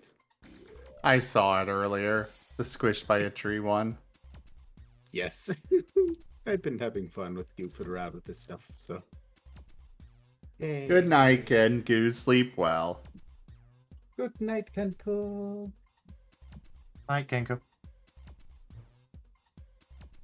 But yeah, I just want to make it clear that I'm not like trying to argue with you on it. I'm just like, you know, trying to explain my thought process here.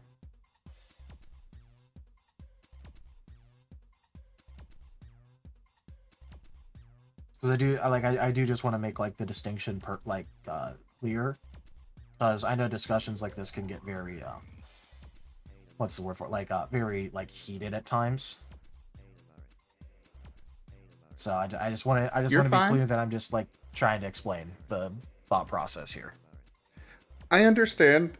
I still have those concerns. Like, both ways, I feel like it's still kind of a... Either way, it is definitely unbalanced. Well, it is kind of unbalanced by design because it's entirely left up to storyteller discretion. Yeah. Hey, Zim, thing to note, stream title?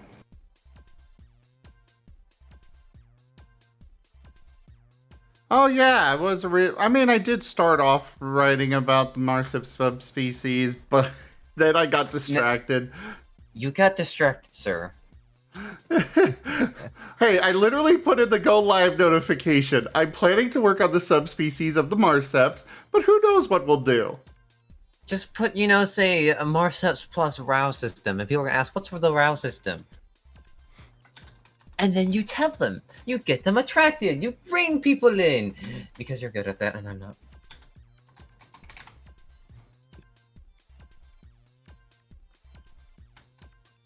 There. Updated. I'm happy now.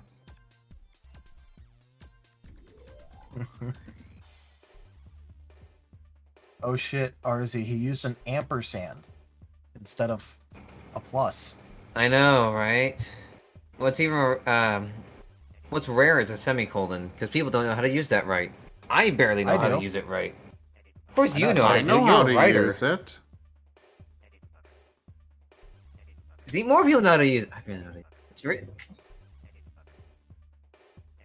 I mean, I literally used one right here in the document. I don't see it. There's too many words. Ah. Yeah.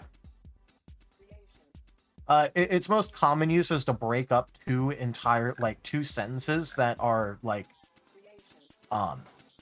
like Same, the are kind of like continuation of each other. supposed to be read together, but by themselves are entirely self-sufficient. Yeah.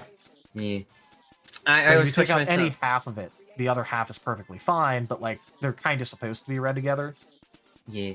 And sometimes I question myself, which is why I say I barely know. He's like, does it go here? Or who knows? I don't know. Okay, RZ, do you want to know the writer's secret that I'm guaranteed that you've seen whenever reading a book? What? The magic of the EM dash. What is an EM dash? So an EM dash is a long dash specifically used in punctuation. Oh, are you the one that told me about the shortcut for him? Yeah. What the heck is? What does an EM dash look like? Okay, basic. Oh my God. Okay, real quick, RZ. It'll probably even work in FF14. Open the chat box, hold down Alt, the Alt key, and then 0151, and then release. 015 01 0151. There's 151 original Pokemon. Just put a 0 in front of it. Oh. Did it work? No. No. Okay, it might not work there. But if you look in my stream chat, it's there as well. You did this. Okay. What? So an EM dash is a punctuation mark that can be used to replace commas, parentheses, colons, semicolons. It's literally just a replacement. It's like insert relevant punctuation here. Huh. I never knew that existed until a minute ago. Okay. Thanks. Yeah, like for example, I knew it existed. I just had no idea how to use it as I always just used a regular dash. Just because I didn't know how to put one in. Yeah, so like here's some examples of EM dashes being used instead of like relevant punctuation. I went ahead and looked them up just so like you can have like a visual little thing. Huh. Oh. You see, like, even though you don't know like what is actually like originally supposed to be there, it's entirely legible and your brain just automatically clicks it.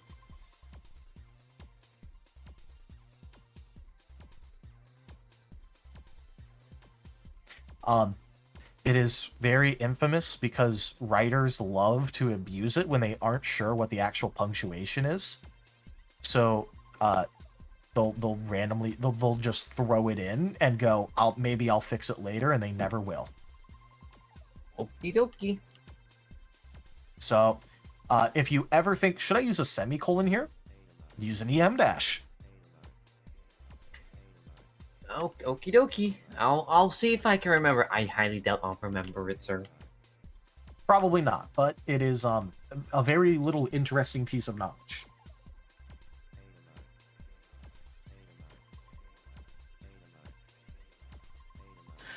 The job of the editor is to rectify that. If the writer listens to the editor. Not really feel like I would, but who knows? I may make mistakes.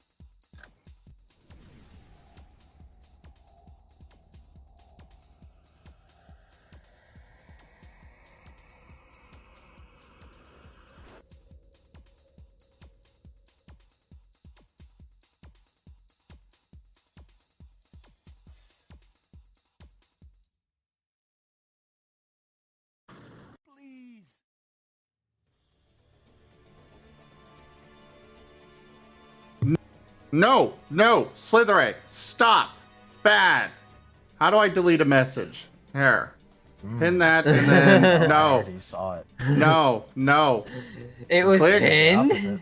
Click. Delete this message. There. Problem solved. Hey, Taldi. So what do we talk about right now?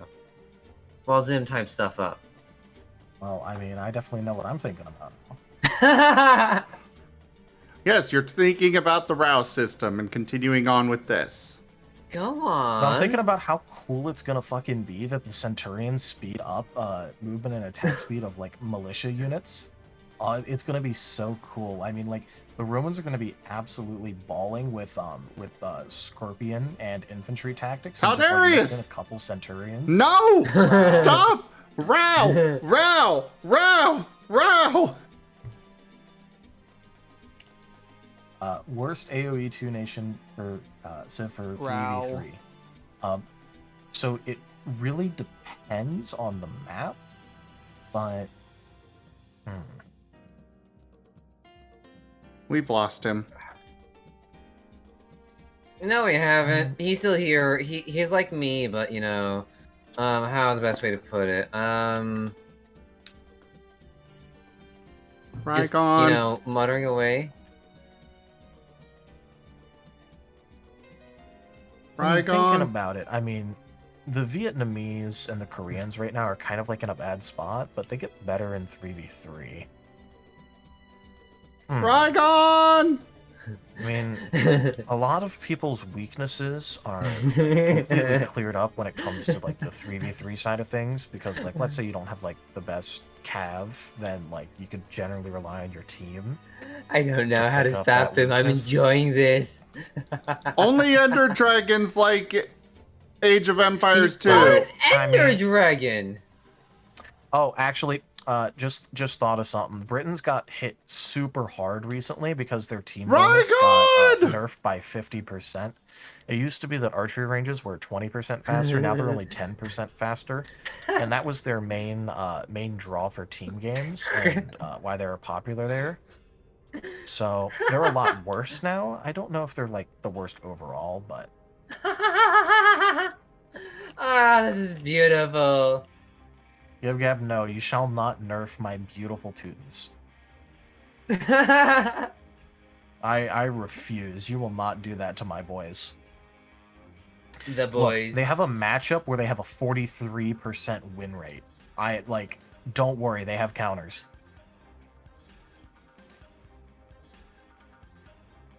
Besides, already, one of the worst naval civs in existence.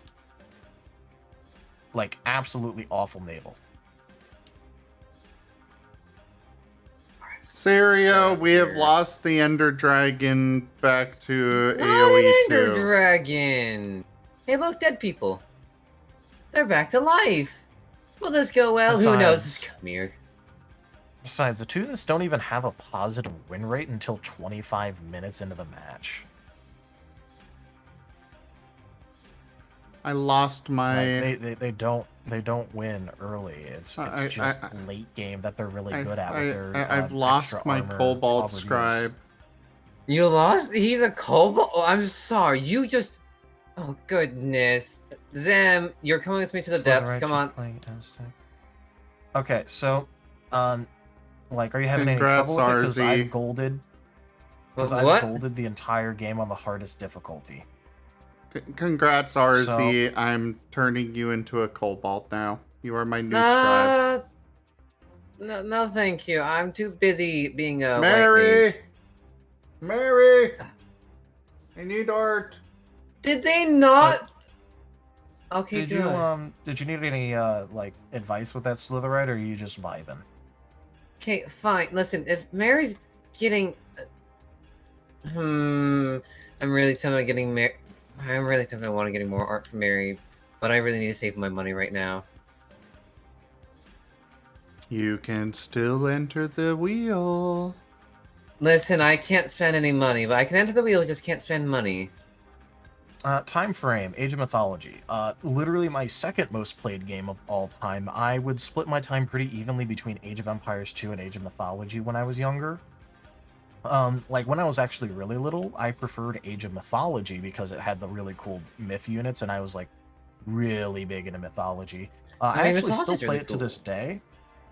And I even streamed the entire game on Titan difficulty in Discord a year ago. So I replayed through both campaigns on Titan difficulty. Let me say, they really kicked it up for the Titans expansion. That shit was like half crazy and half of it was free win. Yeah, please don't pull all the way, sir. You're gonna die. Please don't go into the... Sir! Sir, please don't. Please don't interact. Don't interact. No. We're gonna have so... Sir! Oh, God, no. I'm gonna have so much fun now. I will say, the moment Age of Mythology Retold comes out, you aren't seeing me for at least a week. Or if you do, it's because I'm streaming it. And if I'm in voice, I'm talking about it. I'm just letting you know. I don't know when it's gonna come out, but, like, it's a goddamn promise. Alright, good, we lived. Can someone do that? Thank you. Jet, you're in front of the screen. I can't see the document. Jet. Do you want a doggy treat? I just wanted to keep working on the stuff. You'll be fine. He probably will help you. He's probably just laughing away right now. I wanted Hey, look, to spare keep bar. working on the stuff. Zeta, I lost my Cobalt Scribe. And now he's trying to TF me into a Kobold Scribe. Ow. Oh, right, I need to go do this. Bloop. Oh lord, there's multiple of them. Why have I not bothered doing these? Boop. Boop. Oh, hi, you need. Jerk.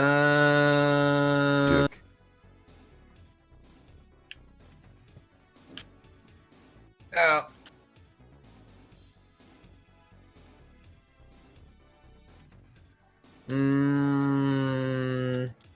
Also, hello there, Zeta. How are you? Where the fuck Ow! Jibe Gap cheered with 500 Oh! eggy bitties. Oh. Oh. Thank you for the biddies. But ow. Here, have shinies. Oh. They went away.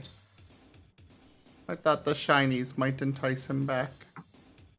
Oh god, it's been 7 months and there hasn't been any news on Age of Mythology Retold besides the fact that it's going to be made in AoE 3 DE engine. You know what? Let's change the topic slightly. If you were to be a Final Fantasy 14, no, there's a Final Fantasy job. Which one would it be? Any? Go on, go. I'm curious. Go.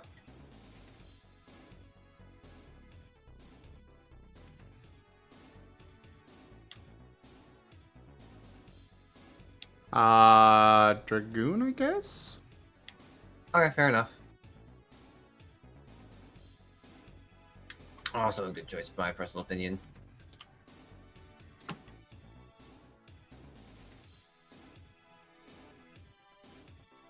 Is it the moment I think of Age of Mythology Retold, I start going into withdrawal.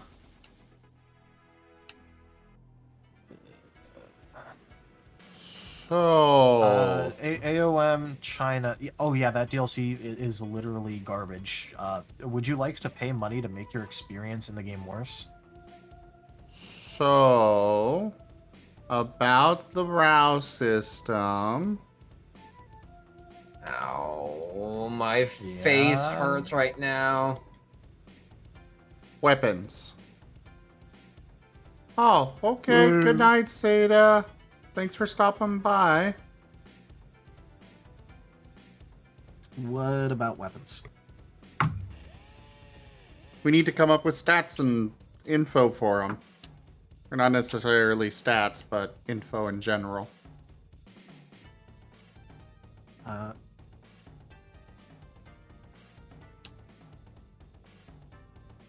I mean, did we write anything down about it in the like associated skill section? Yes, there is info about. So in the skill system, melee. Yeah, you found it. Yeah.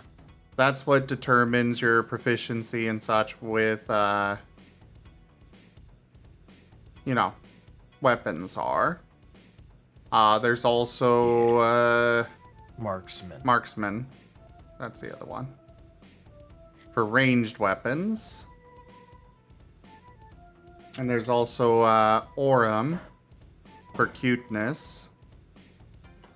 Okay, I understand that one. Oh, Kenker, he's not gonna interrupt that? Al's gonna hurt me. By the way, Zim, Yes. just so you know, your chat is currently attempting to siren call me. How? That should be obvious.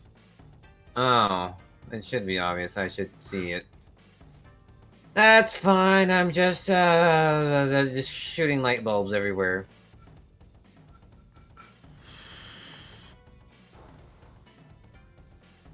But yeah, I have no idea how to make weapons work with this.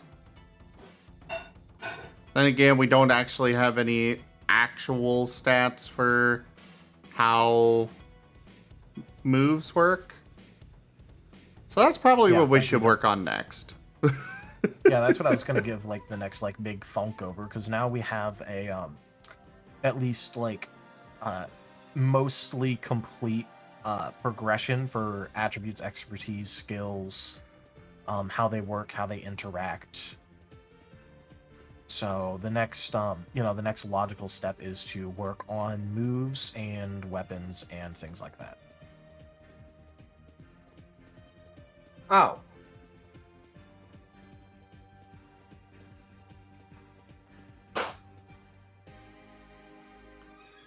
Yeah, we got to figure those out, I think. Those would probably be our next important thing.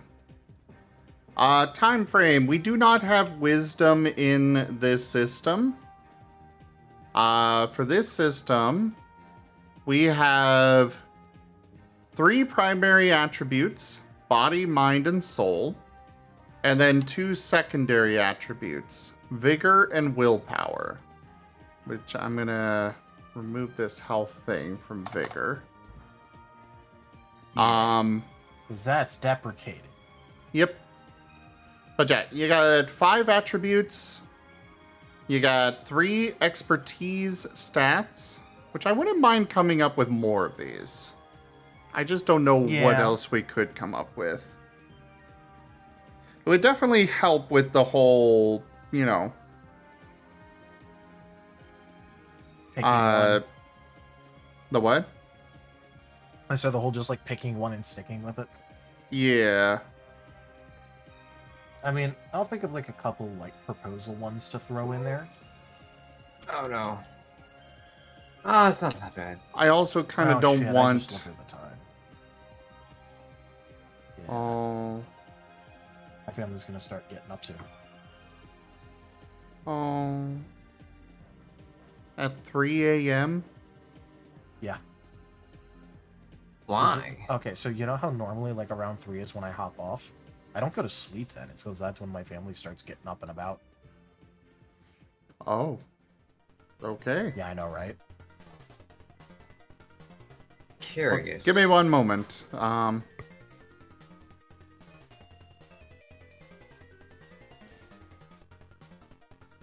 if you need to go, go.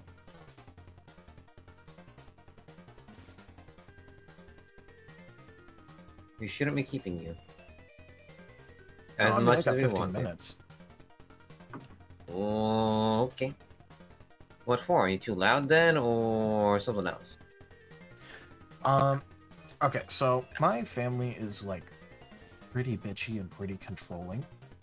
So like if they're like, "Oh, you've been up all night," oh, that means that you're that like, you know, you're being a waste.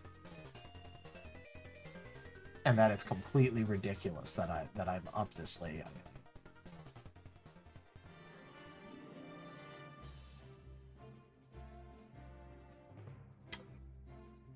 Ow! And I know that. I've experienced that. Time frame. Every single faction in Age of Mythology, sorry, just have it, is entirely viable. Like as a group, there are individual gods within the pantheon in like, you know, the group Okay, I'm that back. are better than others. Oh my but each god, one it only is took like entirely 5 seconds. viable.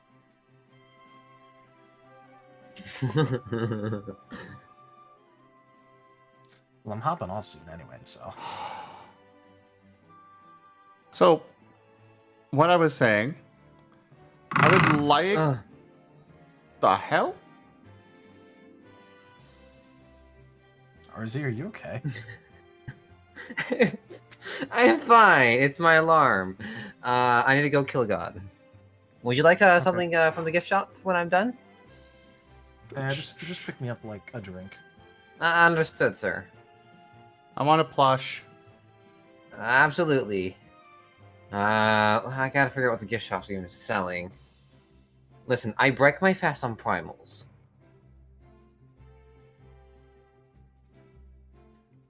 Okay. Ooh, So, what I was saying, 9-13 round. I kind of want to have more expertises than we do attributes. Alright. So purely the goal is to have 6 at least.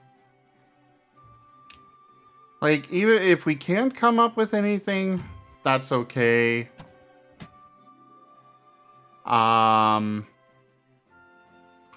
It's just what I like.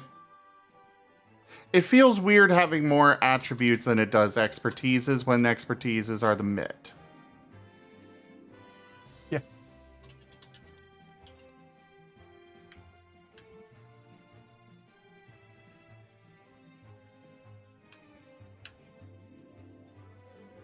But I also have no idea what else we would do for expertises.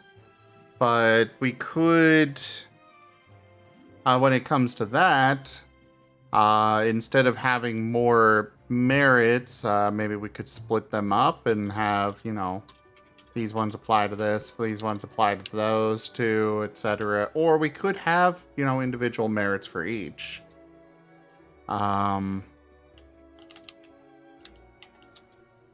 It's just hard to think. I mean, yeah, but we didn't want it to be one-to-one for the merits, Yeah. otherwise, or for the expertise. Otherwise, it wouldn't. Yeah, that's fair. Then they wouldn't have a reason for existing.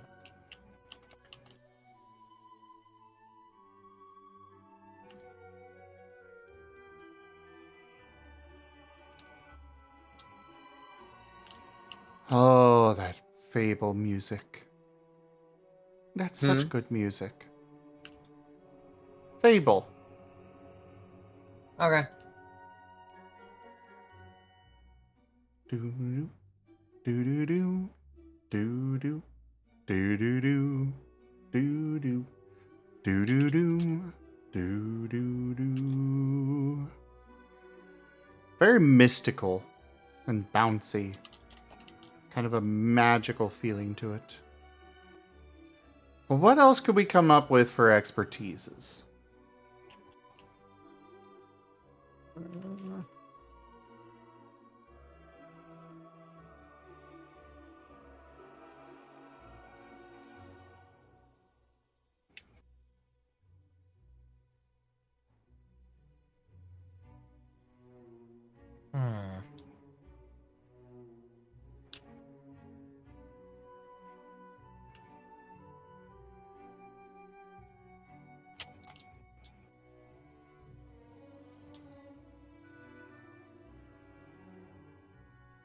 Gib Gab, you're really good at this stuff.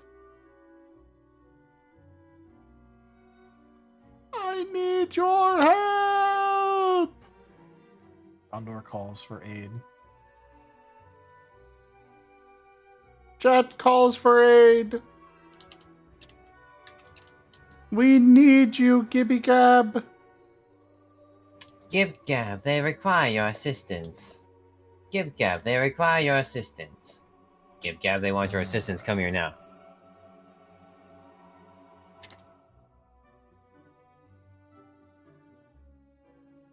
I'm wanting help coming up with more expertises. Come join voice.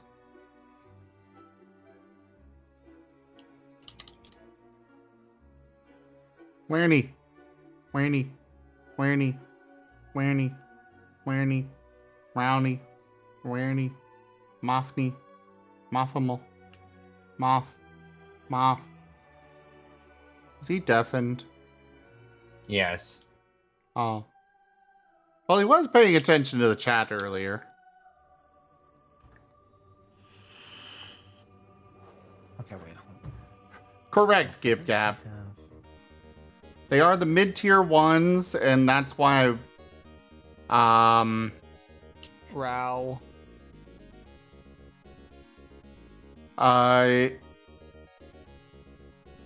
Excuse me, sorry.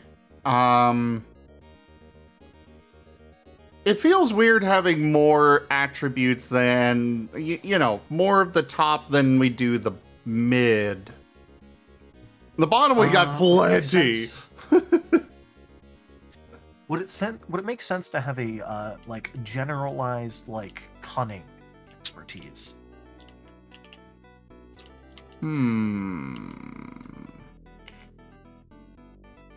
Well, currently the expertises are primarily about various situations. Yeah, which is why I was thinking about cunning. Because we have one for straight up fighting, we have one for adventure and exploring, we have one for like social aspects, but like we don't really have anything for like a cunning. So like for example, like I feel like we should have something that's like supposed to be like a sly, cunning way of doing something, and like being good at doing it that way. If you know what I mean. Yeah, I understand. And honestly, like with subterfuge, yeah, fight, adventure, social doesn't really fit with that. In most situations. Also because yeah, and also because the thing is that when it comes to like other things, there's other ways to do it in a cunning way. Like, you know, you could negotiate in a very cunning way instead of a social way. Like a very cutthroat negotiator. You know, you could be like a very cunning insight, where like you're not good at like reading people, but you're good at like determining if like from experience like if someone's being shifty. Or perception. I like it. I like it. I love it. I want some more of it. Also, Tyler, you should probably go sleep now. I know, but I'm trying to think of one more before I go. Okay. One more thing. No, the one more thing. What? What was that, Rygon?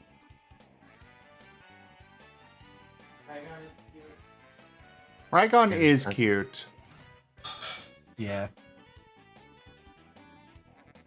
Go sleep. We just got a souvenir.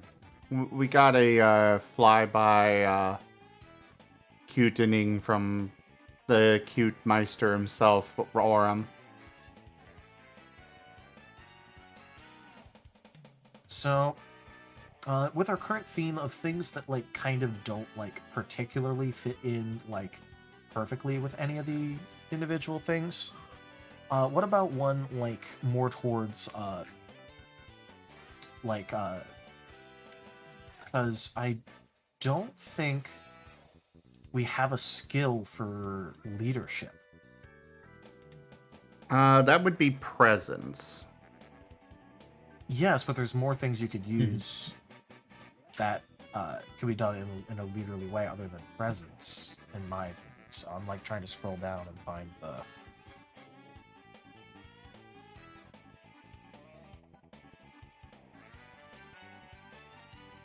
Yeah, okay, yeah, so it is.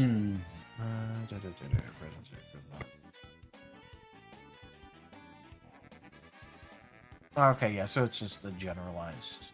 Okay, yeah, it does list leadership.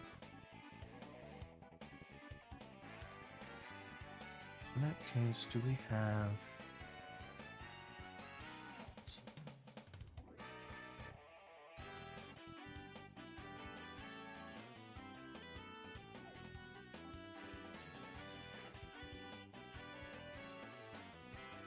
It's a good thing you brought up that, because I forgot to rename the persuasion in this.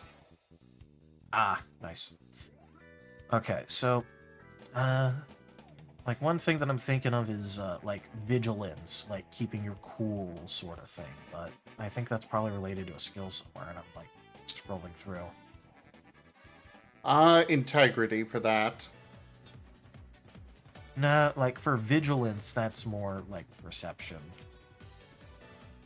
Sort of like. Oh, I for think keeping an eye. it's listed as alertness here. Yeah. Okay, yeah. Because I'm trying to think of like important things that can be applied in multiple ways. Wait, did I ever?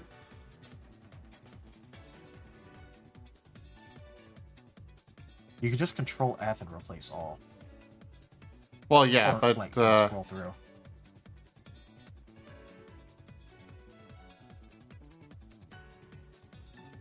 oh, okay. Alertness is a specialty for perception. That's what you're referring to. Yeah. Yeah.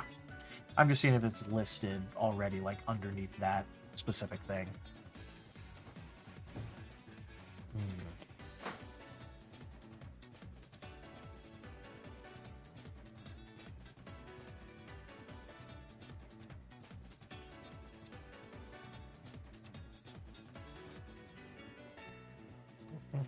Culture would probably fall under social very well. Yeah, that's more social. Also, probably etiquette as well. Yeah, well, like, yeah.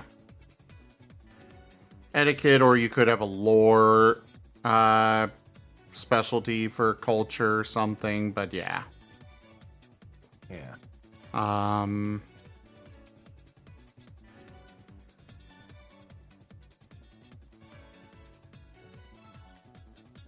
Intellectual would probably fall under cunning as well. Yeah. By the way, I was looking through like old character sheets to see if like anything would inspire me. If you look at media sharing, I think this proves how crunchy my group is.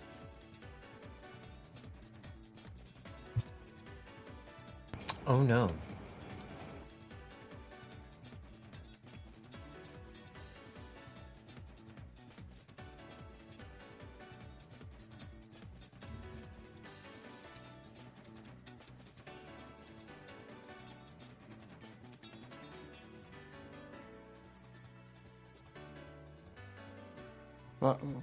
What? Do you want to see the Excel sheet for the current game? No! No! Absolutely not.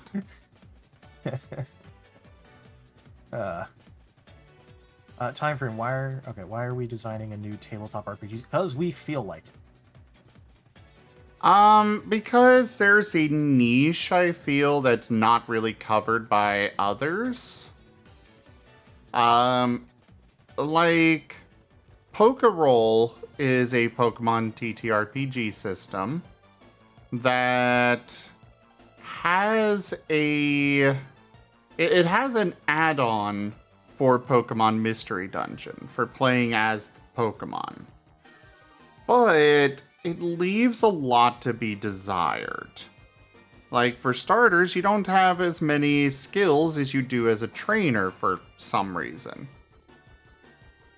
Like, It's actually really stupid. yeah. It's like they could have easily just given all the trainer skills to a Pokemon in a PMD setting. But they didn't. Jib. So, want to know my biggest gripe about What? a PMD character sheet? They don't have knowledge stats. Yeah, They that's don't what I'm have- talking about. That's my biggest gripe. I apologize. Oh, no, you're good. But that's just what I'm I- referring to, is that they don't have those knowledge skills. They don't have anything like that. It's like, we could absolutely know those things.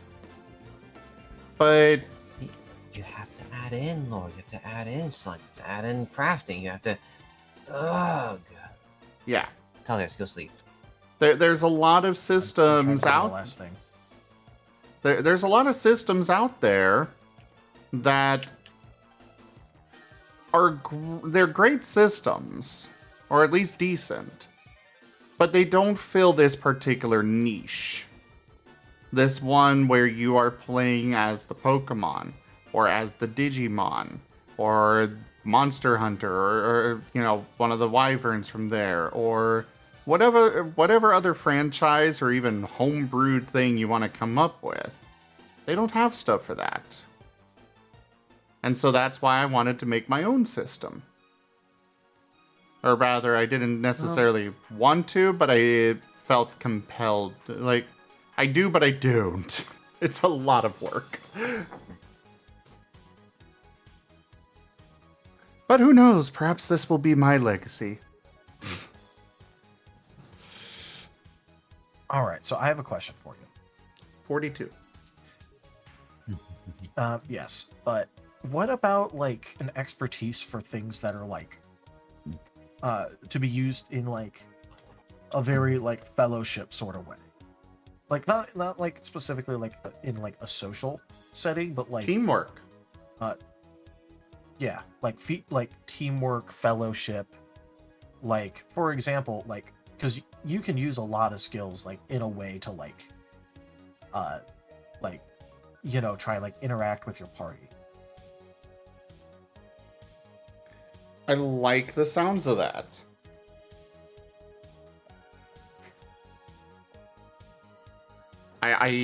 Yeah. Should we call it fellowship or teamwork, though?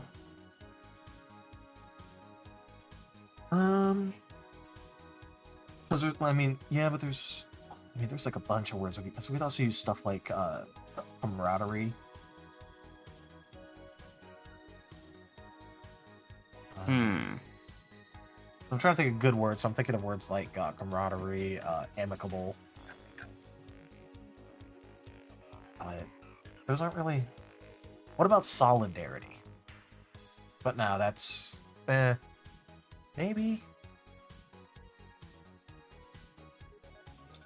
I mean, maybe solidarity, because that's specifically related to like unity in a group with like a common interest.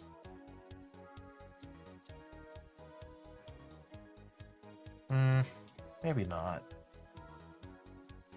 I mean, why not just teamwork?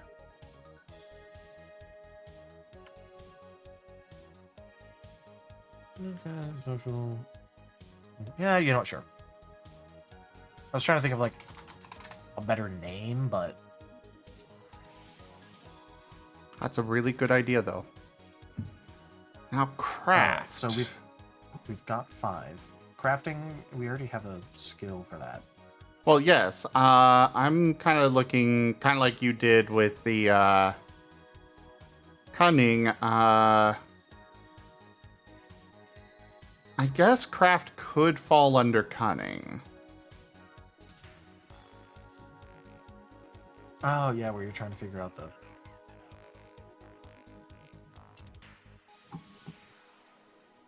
maybe one for like being inventive. Oh wait, hold on.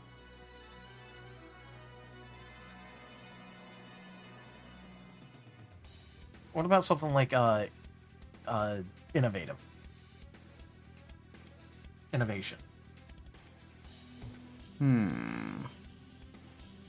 Coming up with like a really unique way of doing something.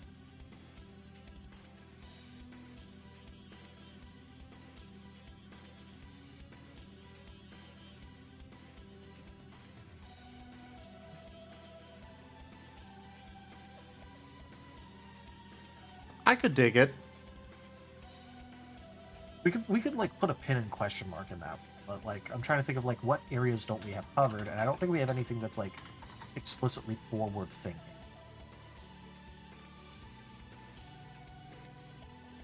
Because this like this and cunning could be very good for some of the less like adventure related knowledges. Like, especially like when it comes to like science, academics, insight. That's more natural, you know.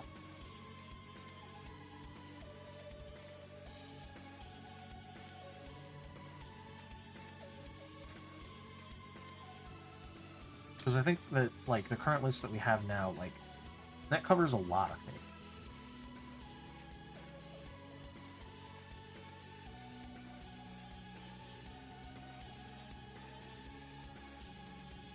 Yeah, I'm kind of feeling like innovative might fall a little too close to cunning. Yeah, but that's why I said like put a pin in it. 'Cause, Yeah. Like until we could think of something like better to put there.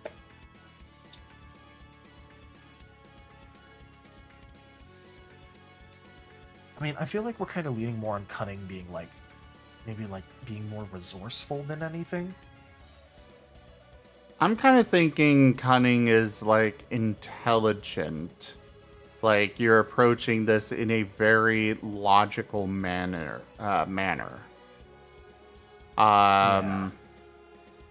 While also having the sides part of it of.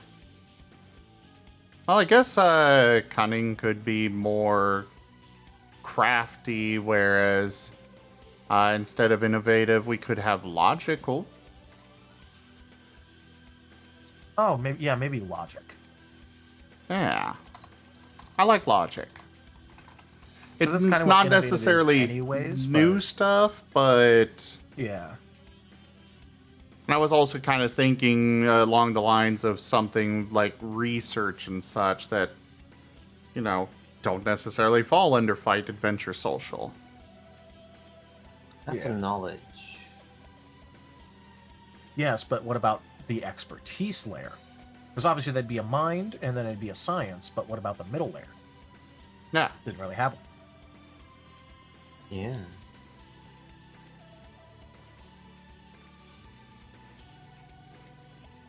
Also, hello there, Kit, and hi, Kia. Let's remind you of a modified 3rd edition system you came up with for playing as sapient parrots. Fair enough. I actually have a book for that. As well as many other animals. That was designed for 3rd edition. Also, hi, Kai. So, like, a specific thing is that cunning also means ingenuity. I did not know. Yeah, cunning has multiple definitions to it. Yeah. So, like, cunning is, like, think of it like, it also has the same sort of thing as, like, cunning, guile, which is, like, very, I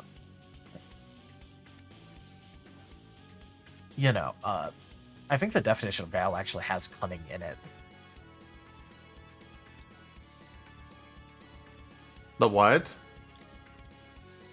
I think guile has the word cunning in it, now that I think about it. Well, cunning is also attractive or quaint. Yeah, that's more like kind of antiquated. That was more like the 1800s, late 1800s. Yeah. I still like cunning as one of them, though. Yeah.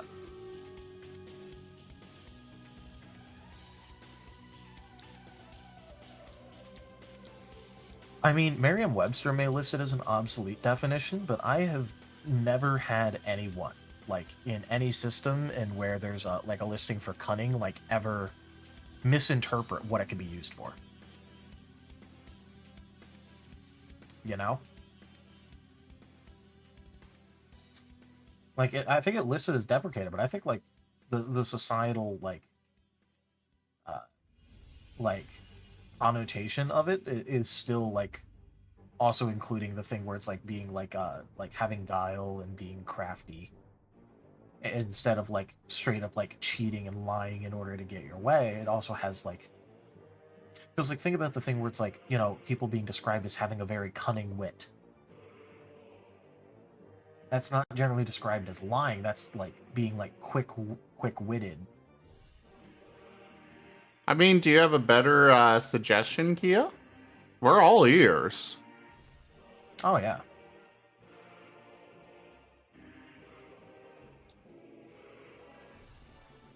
Here.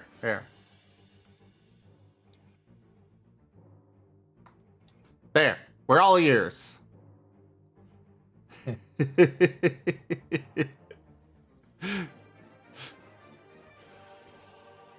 I'm listening. I mean, I'm you're listening. all ears, not us.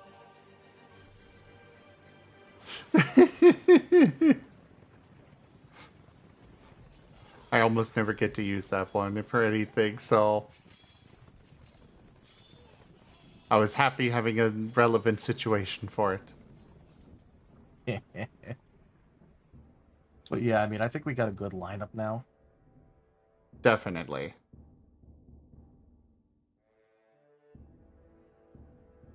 And I think that this is like a really good like spread of options. Definitely. Where like especially considering part of this is like the player trying to come up with a good way of explaining how they're doing something in order to do it in a way that benefits for their stats if they want to, like, you know, use their good stats.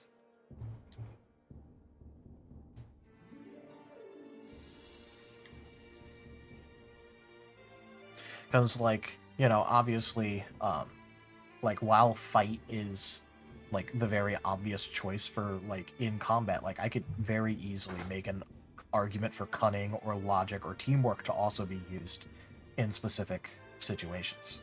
Oh, definitely. And that's kind of the idea behind the system. Yeah. Hey, we got an I'm just anonymous reiterating. grizzly bear in here. Ooh. We have a viewer. I don't know who joined, but we have a grizzly. Well, it definitely ain't me. I would never want to be a grizzly bear.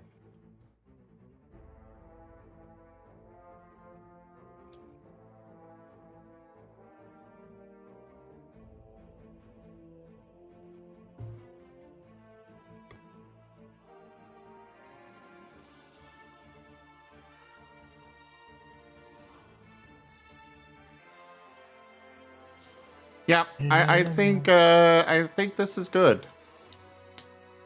All right. Yeah, you're right, Sirio. And with a lot of these, they are meant to describe a situation. Like, it's not so much to be a noun for these expertises as that was a fighting situation. Stretching it a little bit on that one, but, you know. The expertises are meant to describe situations, and thus that way you can determine which one is best for that situation. Yeah. Because, like, one of the big things here is that, like, if you want to do it a certain way with a certain flavor, you know, like, I always use this term, like, if I'm the storyteller, sell me on it. Yeah.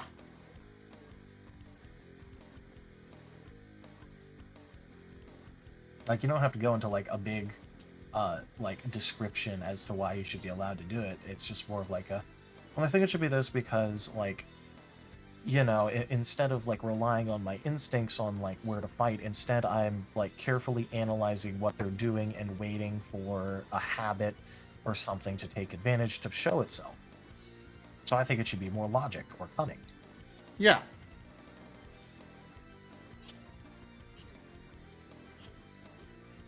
Which, you know, that's a very reasonable explanation for why you'd want it to be one or the other. Or, oh, hey, I'm waiting for my team to, like, really hem them in and, like, get them into a specific spot. And once they have it there, that's when I'm going to use the move. So can I use teamwork on it? Yeah. Exactly. It's just, you know. And it's the same sort of thing above and below. Where, like, you know, maybe you want to use an alternate attribute. Like, you know, it's going to be a little bit harder because those are, like, more, like, broad, this is what this does. But, hey, if you want to argue for it. Well, maybe not argue, but if you want to make your case for it, you're absolutely able to.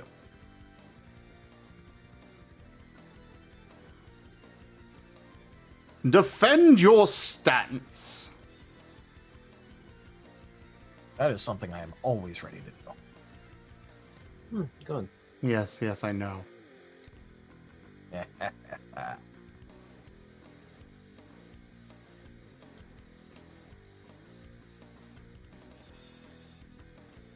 I expected that to hit a lot harder when I fell. Apparently not.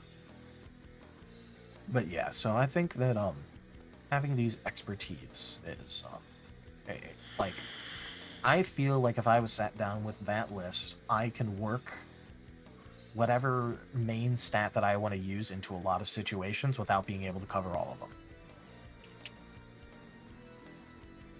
Yeah. Like, I don't necessarily want any particular player to be just god tier.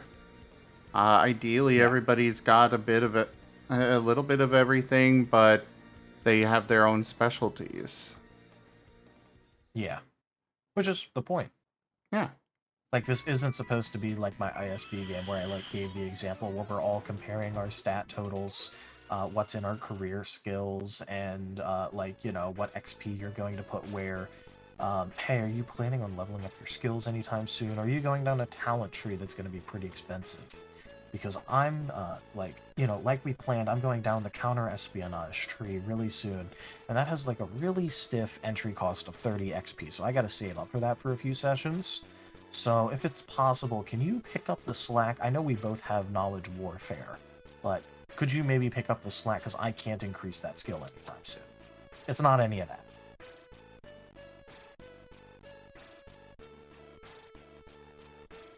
Because that is a very normal discussion in my Friday group. But like I said, we're the Crunch Master Supreme there. I really want to get into a Star Wars game, though. I mean, hey, it depends about what you want for it and the exact what's the word for it? It depends what you want for it and the time period and setting and all that. But I will completely recommend the Fantasy Flight Games Star Wars role-playing game system.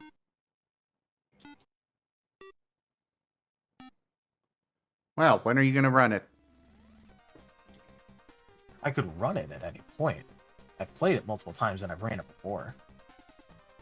I'm currently, though, not planning on running anything, mostly because currently doing the help like outsider looking in advisory role for Pokeroll for a tiny bit, and I'm throwing in more effort into that than I probably should, but it's what I feel like I should do. So that's fair, and I do appreciate it. Rygon, you're back. No problem. Yeah, I've been here. I called for you earlier. Well, I guess I didn't hear it. What's up? Oh, I almost lost my Kobold Scribe. He got distracted by the shiny of AoE 2. I am not a kobold. Oh, thank goodness. Someone else. Nice for the routine episodes. I'd have a different name if I was using a kobold character.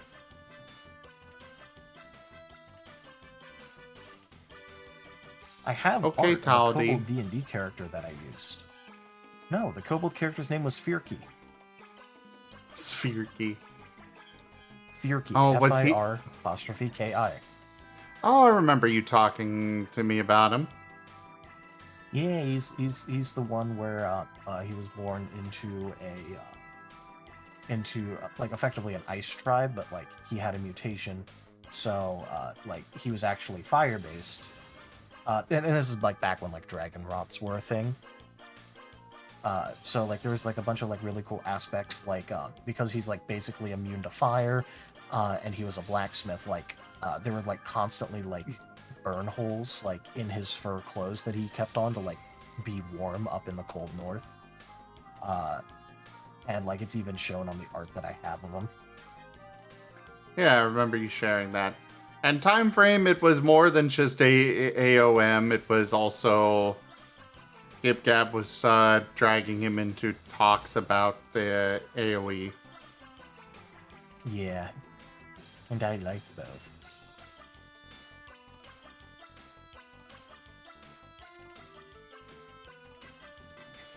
Besides, Alright. Gibged had an even harsher distraction that they could have used, because you also would have understood even less of it if they started talking about EU4.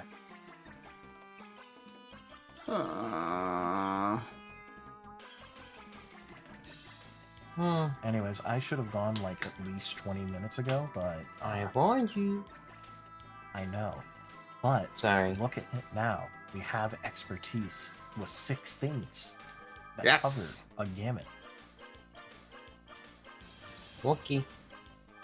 Fair enough. Go It's sleep. important. Ooh, I like Feel that free to name for message me the 'cause- stun system. Gambit. Oh, so I said gamut, but gambit is a good word. Okay. Anyways. Sleep. Shoot. Well, I'm not sleeping. Just message me in text. I'm just hopping on voice. Oh, okay. Okay. And meanwhile, I'm going to sit here and snuggle with the Rygon's tails. Because Rygon is good bean. And good friend. And important friend.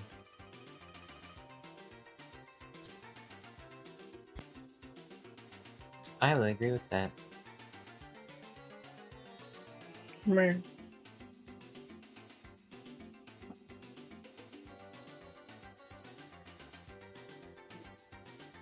A mole? Really, Sirio?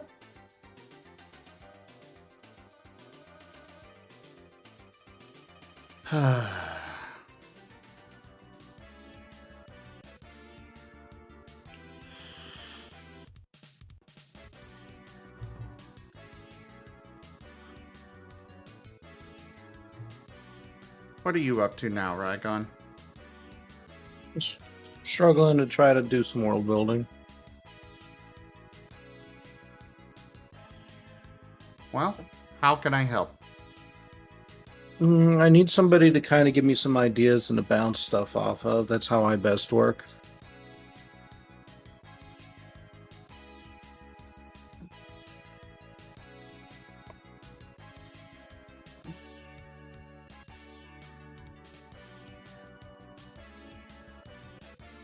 Sirio, no, I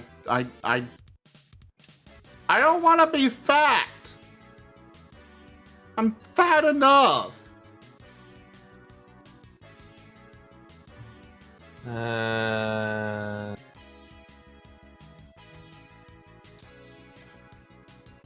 already fat.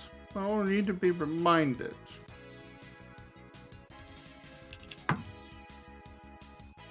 But anyways, what do you want bounced off?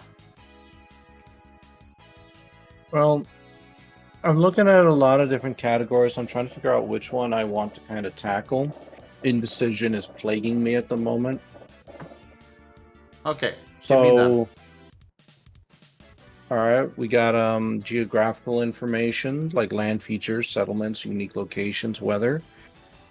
We've got the regional species, fauna and flora, which I can continue to add to. I do want to have at least 12, so about 6 each. I could talk about the Harith culture, so clothing, factions, current events, technology, magic traditions, miscellaneous features, myths, professions, and religion. And I've got species information, which currently the only category I have there is diseases, but I do want to add more to that particular category. I'm just not sure what at the moment. And what species is it for in particular? The Harith. Okay.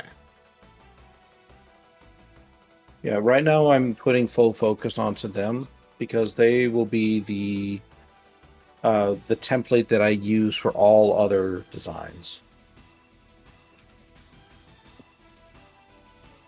What about a condition for across all of Refuge? Hold on. What the heck is that?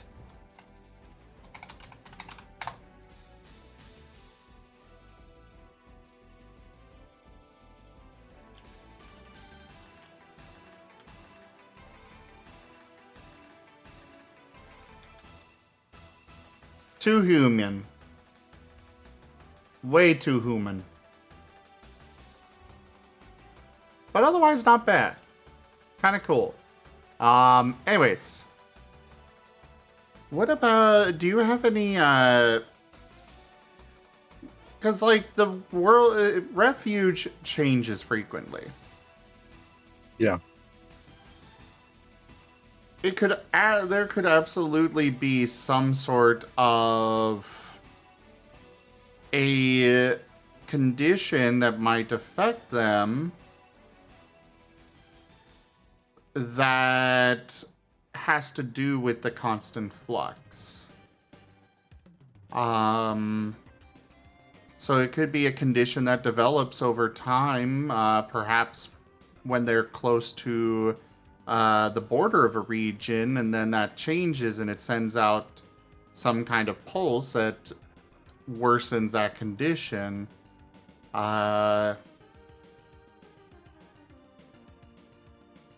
Could be I'm just trying to jog the juices a bit here. Oh, Perhaps, I definitely get that. I suppose I'm kind of focusing a little bit on just the Harith, but I do get what you're talking about, like a condition that is affected by the differing changes, and I think there is space for that, definitely. Maybe like a temporal sickness of sorts. Yeah. I'm just not sure how that would manifest itself, other than maybe like call it like the shifting sickness or something, where an individual, their body kind of like shifts between different, I don't know, things as a response to the natural laws of refuge being hit. So that's a possibility, and it would fit with the law of memory. Could be different, well, especially with the law of memory, maybe instead of different species, could be different periods of their life. Or even what may come in the future for their life. And, like 1 minute they could be a teen again, the next an adult, and suddenly they're in their 80s or whatever. But either way, like, the cause of it is simply too much exposure to the border in particular. What do you mean by the order? The border between the lands. Border, okay. Yeah. Yeah, I didn't hear the B. I mean, it may not be something that only affects the Harith, but oh yeah, something like that something. would definitely be more of a universal wide, like a universal law almost. Yeah. Or but an anti-law, one of the two. Yeah. But it's something that would fit. It's still helping flesh out the world that the Harith are in. Okay. I can dig it. I mean, I've already definitely gotten those juices flowing. Yeah. Well, that's what I mean. I always do best when I got something to bounce off of, because when I'm left to my own devices, it's just not going to get done. That's why I enjoy speaking with Taldarius, because he's easy to bounce stuff off of. And he can come up with his own stuff too. Okay. I can do that too. Well, sure, but you got your own stuff you're usually focusing on. Well, that's because when Taldarius gets going, it's hard to stop. Oh yeah. But you know, that's part of what I'm sure we enjoy about him. Oh yeah. Like earlier, I think he literally just turned off his hearing. It was just completely mumbling about AoE 2. I don't think he was actually listening to me being like, no, back to the system, abort. Yeah, I sometimes have to get him off his tangents too. But that's easy for me because I work with plenty of clients who do that. Like just the other day, I had to turn a client away from talking about politics and say, like, okay, but I asked you a question. How did that actually make you feel? And that's what I want the answer to. Yeah. I thought he was doing it for the fun of it. Maybe a little bit.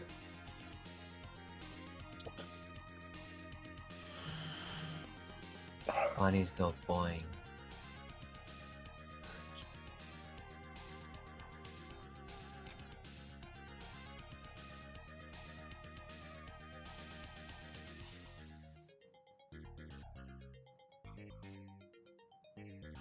What else in the big wide world of refuge could I talk about?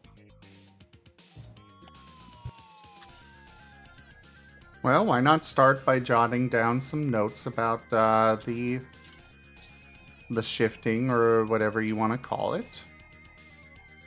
I'll call it the shifting sickness for right now. Yeah, I like that name. Get that jotted down at least. I know World Anvil's got an easy way to just make a page and jot down notes on it.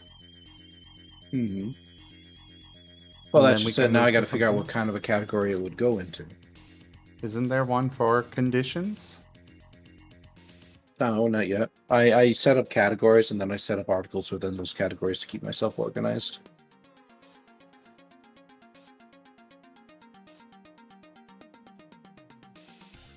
Like, I can share my screen with you if you like, and you can kind of see what I'm looking at. I'm saying, like, there's a template for conditions for articles. There's a template for conditions. Yeah. I would say just jot down some notes about it, and then you can figure out where it goes later. Yeah. Better than letting the idea slip away and be forgotten forever. Well, sure. Again, I got to figure out where I'm going to put it, though. So, currently I've got natural laws and I've got regions. I just got to come up with one more category for something like that. Maybe like a universal effects or something like that, or maybe even a miscellaneous category.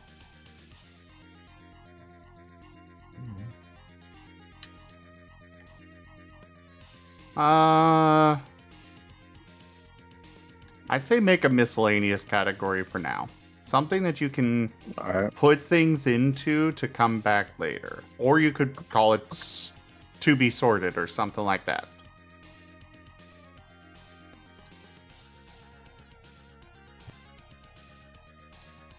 And Kia, if you're sleepy, go sleep. I'll sleep. Oh, I got the DMV stuff done today. I don't know if I mentioned that. Oh, no, you didn't. But nice. Very briefly. Very nice. Yeah. Just new license or something else? Transferring it from Wyoming to Montana.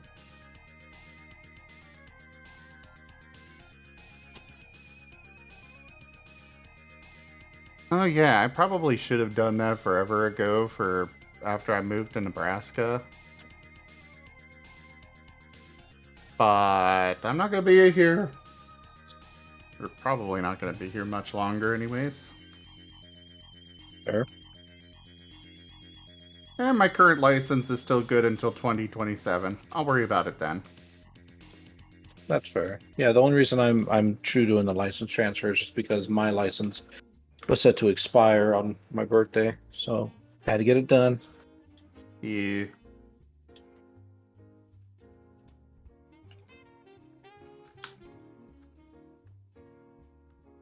All right, so we go over to miscellaneous.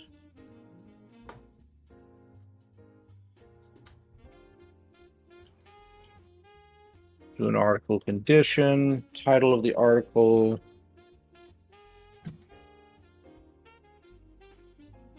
The shifting sickness. Okay, that article's in there now.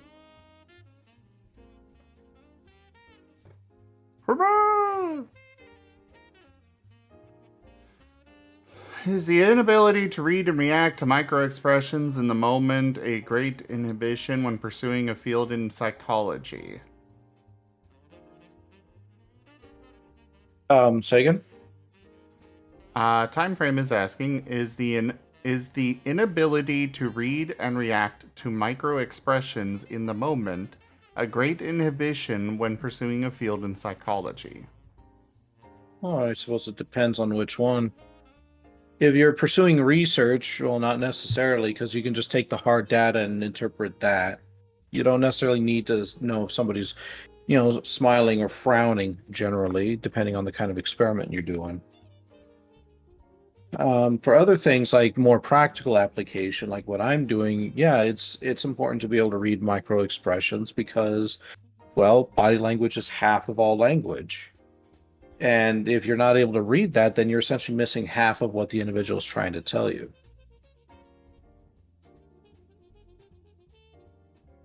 And I'll admit I'm not the best at reading that kind of stuff, but I've always been really good about reading between the lines on things and connecting dots that people themselves aren't usually aware of, which is what I'm told is a great asset to counseling.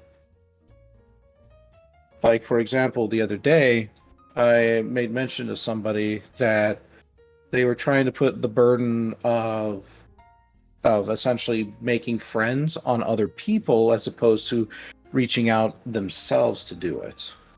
And that came after a fairly lengthy conversation where they had described their reasoning for that, which was just fine. But they weren't aware that that was something that they were inherently doing, that they were putting the burden of effort on everyone else and not themselves.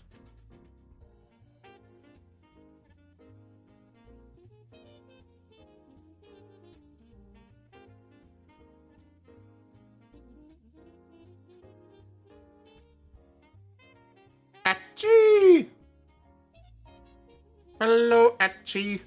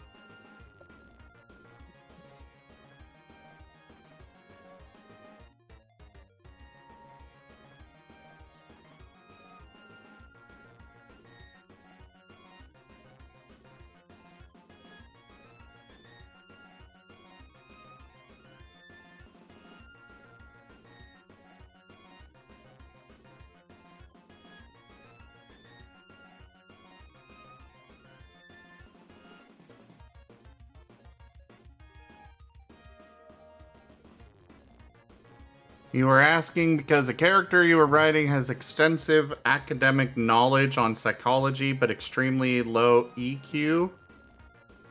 This guy is not good at reading people in the moment, leading to a lot of, in hindsight, I should have done / said X instead of Y.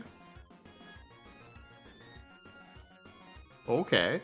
Interesting. Yeah, I mean, you can definitely write him like that, but more than likely, try to imagine how he tries to cover for his weaknesses. Does he utilize book smarts to such a degree that essentially he approaches everything like as if there's a manual for it?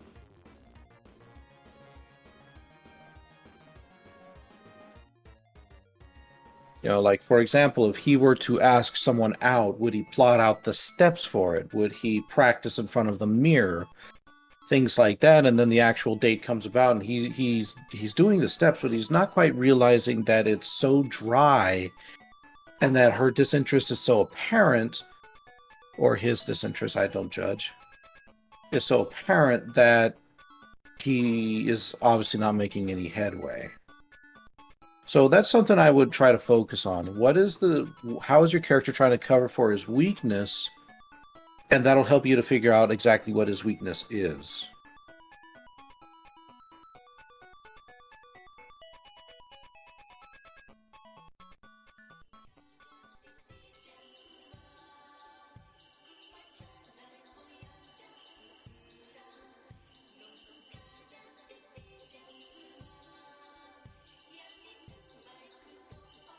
A big part of growing up in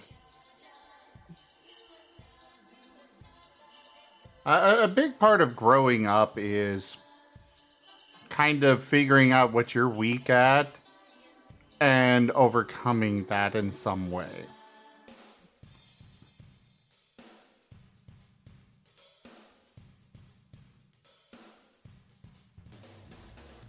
Time frame apparently lagged out and missed your example. Oh. I'm gonna be honest, I kind of don't want to repeat it. Yeah. Alright. Arzadeu. Arzadeu. You are a good friend. And I hope you sleep well. And have a fantastic day tomorrow. Okay? Oh, is Arzi leaving? Yes. Yes, he Or are is. you leaving? Oh, okay. Have a good rest, Arzadeu. Sleep Good night, Zed.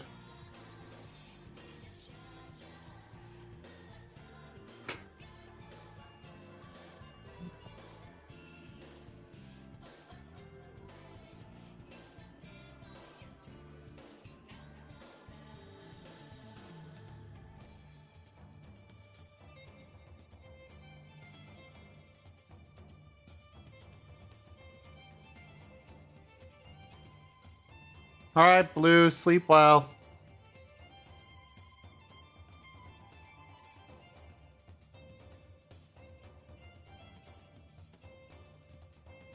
Speaking of sleep, I think we lost the moth a while ago. I'd be surprised if they were still awake. I don't know, sometimes he wakes up in the middle of the night, messages me, and then passes out properly.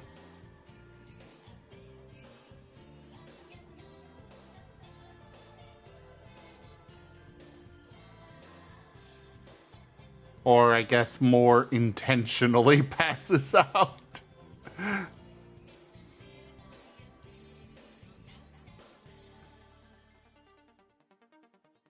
Good night, Arzabold.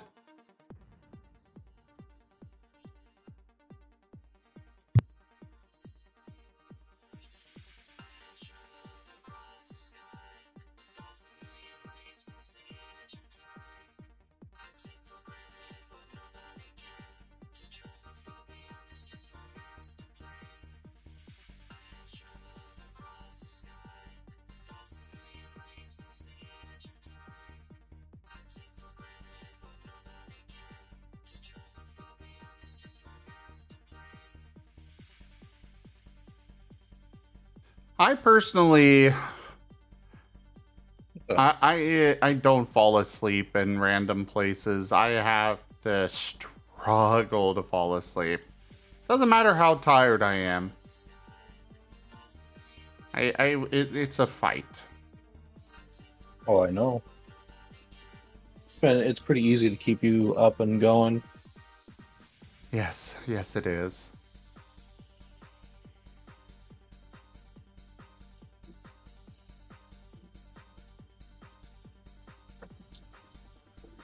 Eventually I'll get to a point where I will actually pass out.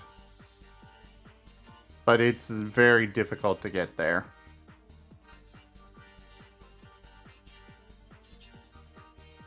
So I do need to step away for just a moment. I shall return. Okay.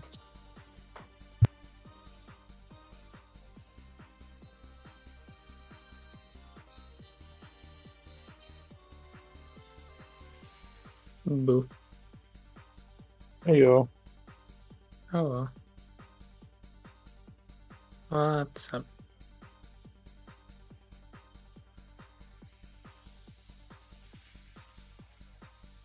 Oh, you said what's up? Mm-hmm. Not too much. I woke up again from another series of mini naps. I kept Seems sending. like you do that a lot. I don't remember sending those messages in chat. Look, sleep, go burr. Brain decides sleep random.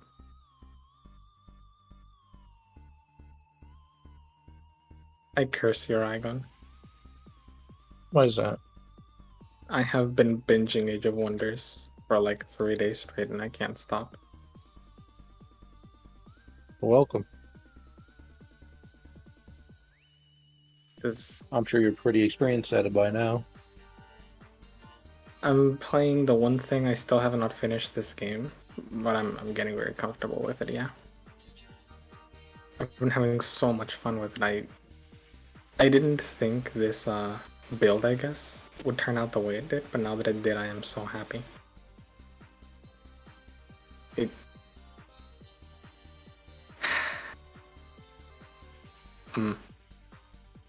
it goes stonks. Also, I just finished a fight and I got a Frost Wyvern as a mount for one of my heroes. Which looks cool as fuck.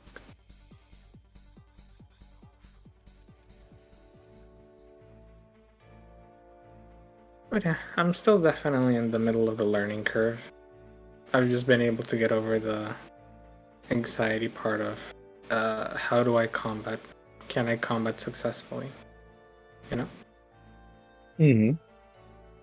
I can combat successfully. I think I even know how to take fights that I shouldn't win and turn them into fights that I can win. Just, you know, it's a little hard. Right now I'm just staring really hard because there's this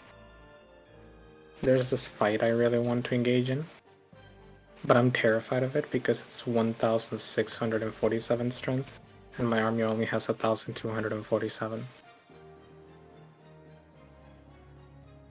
So I'm definitely gonna need to have a bit of reinforcements for it, but I think I can do it. Probably. I'm just terrified of losing this army.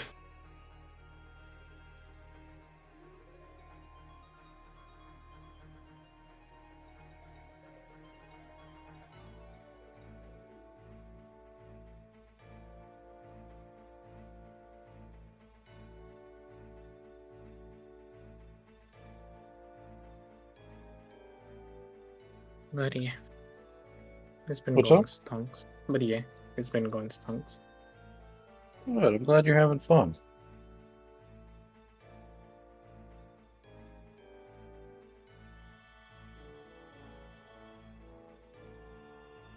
So how's the DMV line for you? Long wait or just kind of chill? How's the D&D library? The DMV, the line, the wait times. It's all right. It was actually fairly quick. I was in and out within, I don't know, probably about a half hour. So it wasn't too bad. I was expecting to be there for at least 2. I'm so jealous. Our wait times just keep increasing more and more. They've gone from. They had plenty of people working there. I mean, same, but because there was a lot of demand in the local area where we went to, they removed appointments. So it's exclusively first come, first serve. Le Duc? Welcome back. Le Duc. Oh. I have no idea what you missed, time frame. If you don't want to miss a single moment, you should consider subscribing to the channel. It'll ensure those ads never stop. Or stop you from... It'll ensure that the ads never stop or never interrupt you. There we go.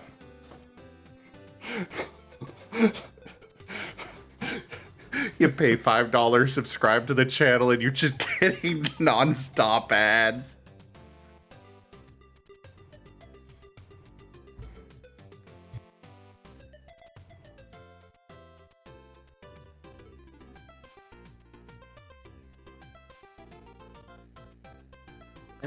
would be a rip.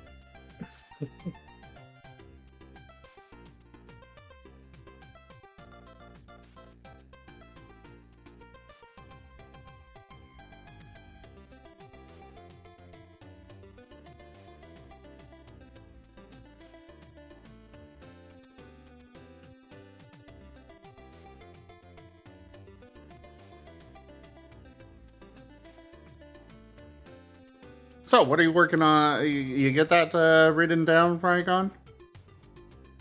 I got the base article written down, yeah. So now you need to work on something else. Yeah, I'm currently toying with an idea of a disease for the Hirith where if they overwork themselves, then they experience like a poor balance, like a heavily poor balance. Because for the Hirith, being able to balance themselves out with their ears and their tail is something that they are fairly sensitive to the point where if either gets significantly damaged, they actually can lose their balance and become essentially disabled in the eyes of other Hirith. So to me, it's like, okay, well, what if there's a disease that could mimic this just without the extensive physical destruction?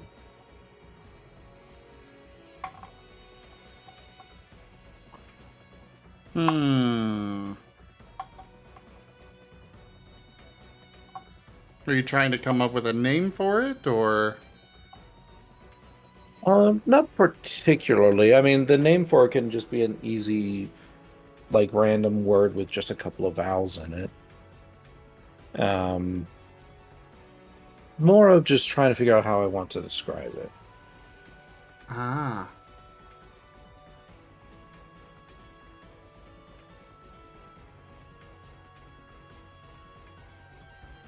I probably include losing patches of fur and stuff. Well, this would be more of a disease for the central nervous system, not necessarily their dermal level. So they'd experience things like twitching of the extremities, sort of, that sort of thing.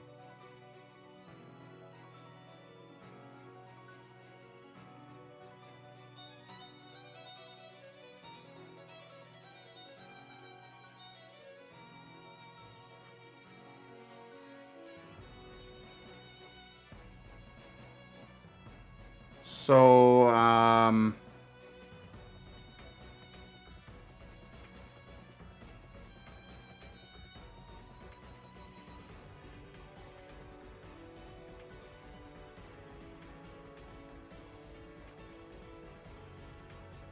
I still, like, it still feels like something that could be possible with. For example, like psoriasis, it primarily appears as a scaly skin. It's very itchy and stuff. And it is actually caused by an overactive autoimmune system. But this is like what you're talking about sounds like a I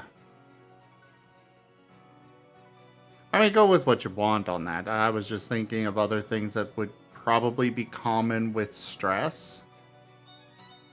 Mm-hmm. Because that's basically what it sounds like for what this illness would be. Overworking causes stress. Mm-hmm. And I'd probably generalize it personally to being a stress-related illness rather than just overworking, but I'm sure you're already planning that. Well, overworking is stress. Yeah, but I'm saying, like, it could surface from other sources of stress as well, not just work. Oh yeah, I'm thinking, like, you know, if they become too hot or something like this. This is just a general sign that that the Hirith is unwell. Okay, yeah.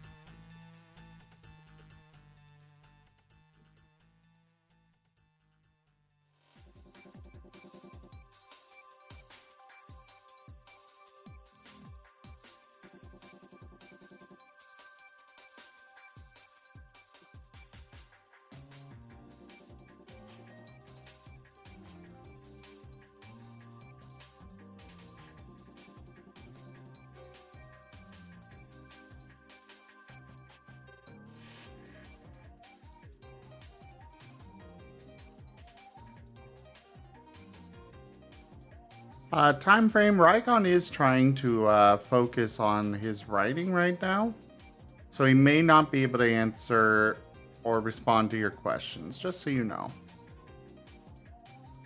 Oh, here, let me pop out your chat at the very least.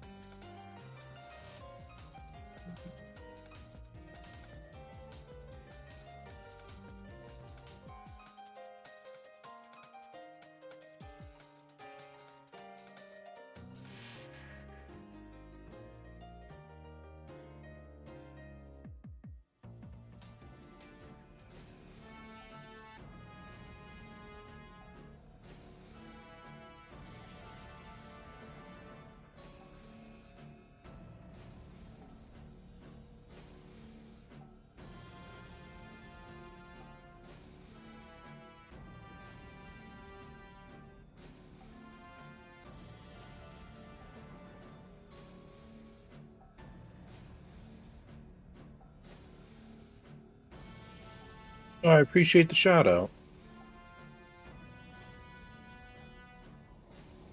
Yeah, they have standing orders to do that frequently. Oh, I appreciate it. Well, you are a friend. I want to make sure you get as much attention as you deserve. Which is all of them. Christovs, a disease does not necessarily mean a virus or a bacterial sense. A disease is simply a disorder of the body. So having something like this, where, say, one is under... Let's suppose somebody has undergone a lot of stress, right? And they're experiencing hallucinations because they haven't slept for a few days. That would still be a disease, despite the fact that there's no virus or bacteria component to it. So something like this, yeah, it would be a disease.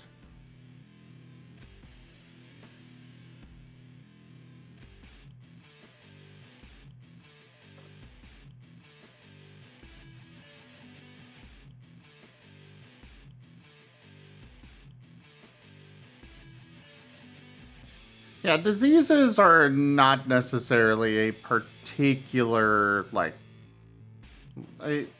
what you're thinking is an infection or yeah.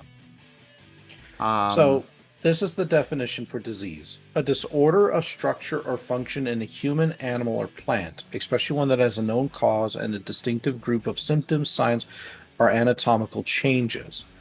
However, a disease can also be considered a particular abnormal condition that negatively affects the structure of or function of all or part of an organism, or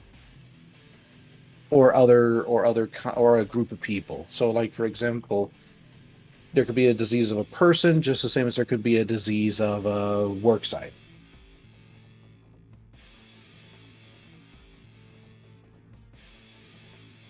But usually it's used in reference for biological, like biological matters.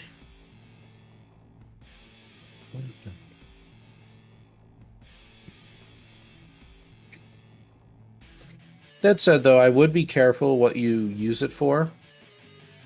Because, like, say, if somebody breaks their leg, you're probably not going to say that they have a disease of a broken leg. That's, while it may technically be true, because we are seeing an abnormal change in their functionality with a set sign of symptoms, i.e. a broken leg, it's, not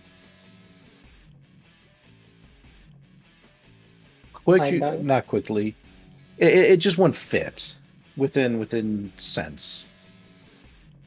I say we should diagnose people with cringe, the latest disease development. And time frame, I'm not going to be giving any advice on your statements. I'm concentrating on my own stuff right now. I appreciate you wanting to talk about your character, and Zim is, he's more than, if Zim wants to talk about it, that's on him. But I myself will not be able to, because again, I'm concentrating on my own stuff right now. You're more than welcome to ask questions related to the stuff I'm working on, or what Zim's working on, though.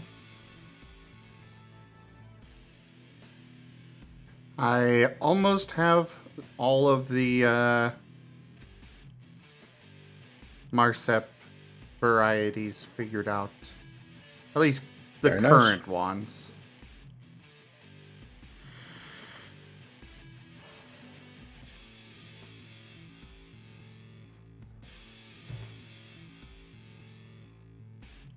Hello there, Sonicu.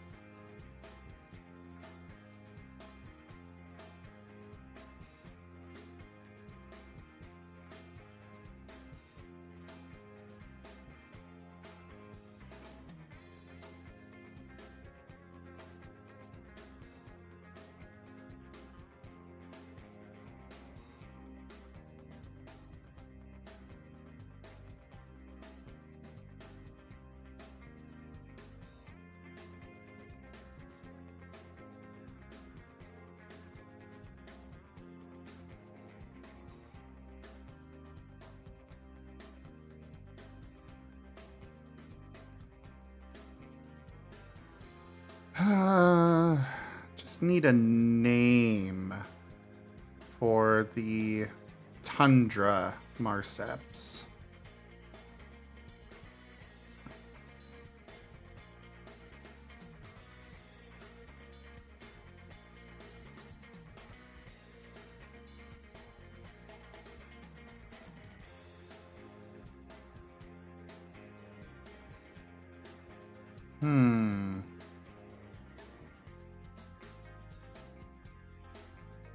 Gib Gab? Hmm? Come here. I'm here. I'm gonna shrink you down to lap size and pet you as I think. I'll take it. Good, good. Yes. My evil plans are coming to fruition. How evil. Now continue giving me attention. Maybe. If you deserve it.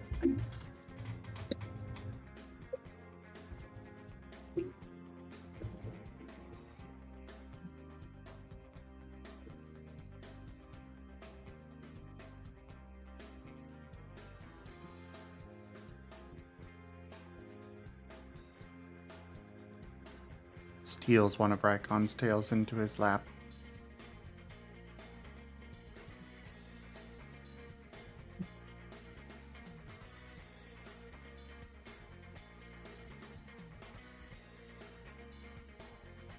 Too much focus, I think. Oh my god, Corbin.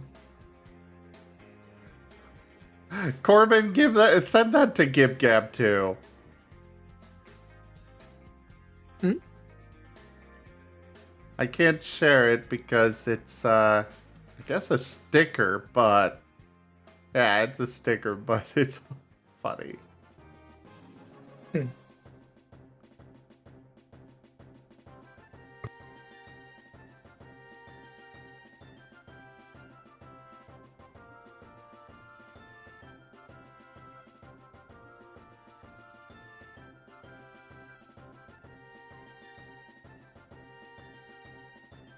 Oh my gosh, Corbin. That's silly. I like it. I think I have a new thought about 4X turn-based games that I've kind of suspected, but I think it's now it has to be a feature. I think the AI will permanently suck.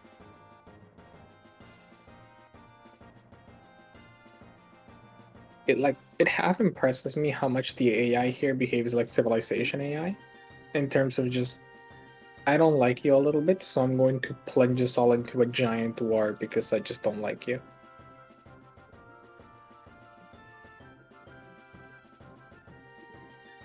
It's like genuinely impressive how fast they are to just implode everything into wars, destroy treaties and economies because they don't like you.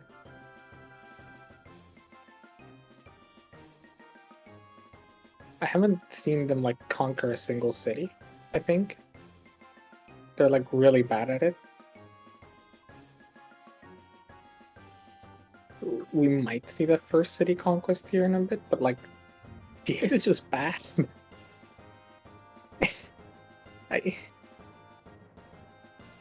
I don't think you can make good turn-based 4X AI. That's all I'm saying.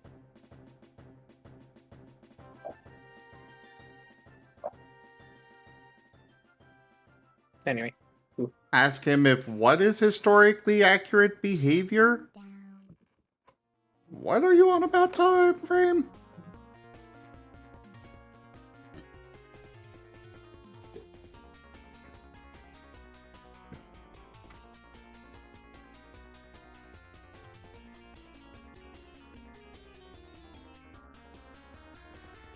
I want to play Zomboid, but it's too late now. You make me sad. Just play a little bit of Zomboid. No, too late now. Yeah. Start a side Zomboid game so that when you can't play the big Zomboid, you can just hop onto that one and you permanently have a Zomboid game ready to plug. No, because people will want to join that one too. So it'd kind of be pointless. So on that one, you just have them join in, like, yeah, you can join, but I'm not gonna wait for you. You might be left behind in the middle of the road. Whoops. Time frame, yes. Civilizations will have wars for incredibly stupid and petty reasons. 100% it's happened. The amount of times there were wars over the dumbest shit is just like, it's uncountable. If you go look into historical examples of just honestly the dumbest reasons to get people killed. Not even like any reason that's clever in particular, just really dumb. You'll find them. You'll find anything from, oh, this guy slept with my wife, so I declared war on him, killed 20,000 people, and plunged our nations into disaster because I was mad. You'll find that kind of stuff. Or like, you know what, these nobles, they really don't like this woman being the ruler, so they're going to plunge this nation into a civil war because they don't want her to be the ruler, because you, women, can't rule, and therefore we will do this. And then it just starts a whole ordeal. It happens so many times. Even internally, externally, you'll see it. The difference here is, like, because this is a game and I don't expect actual human reasoning for a lot of the AI, I would expect them to prioritize things like their economies or beneficial trade deals that help them win the game over just like, I'm going to declare war on you and not do anything for like 20 turns as my armies sit around and die. Or we fight like little pointless battles and nothing changes or gets done.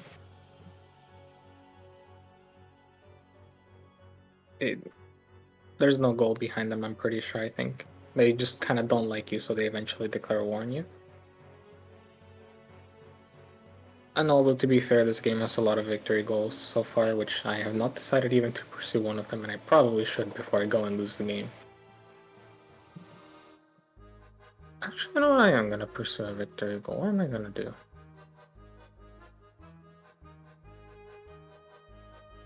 How do I win the game?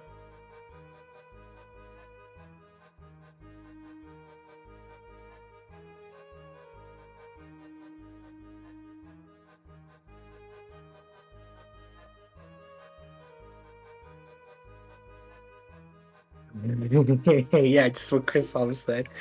Play, like, enter Zomboid, just organize inventory, and then leave. The thought crossed my mind tonight. Absolutely. However, we have limited time with power and water. And that's the only reason I didn't. Good point. I'm pretty sure that once we find a movement. What's up? One sec.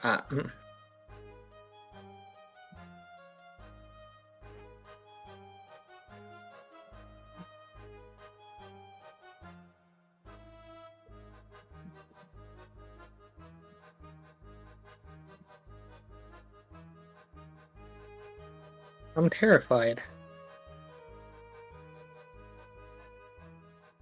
I hope I'm misreading this in the game right now. This is what?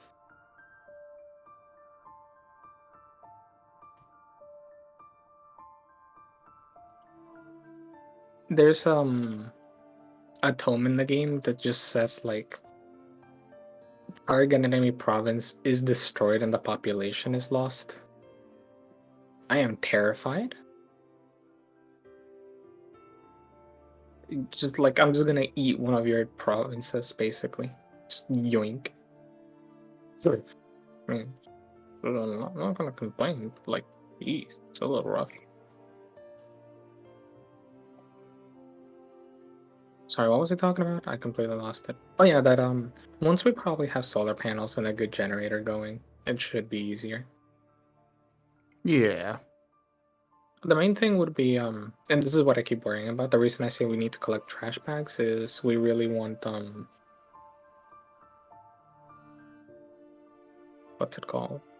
We want rain catchers. I sent Jaffer a mod that I really want to.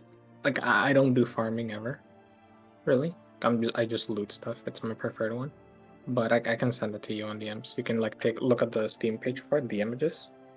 You can kind of get the gist of it. So basically, if we can do that just for irrigation, that's already like gonna set us up really well. And then if we can continue to do things like this over the course of the game and just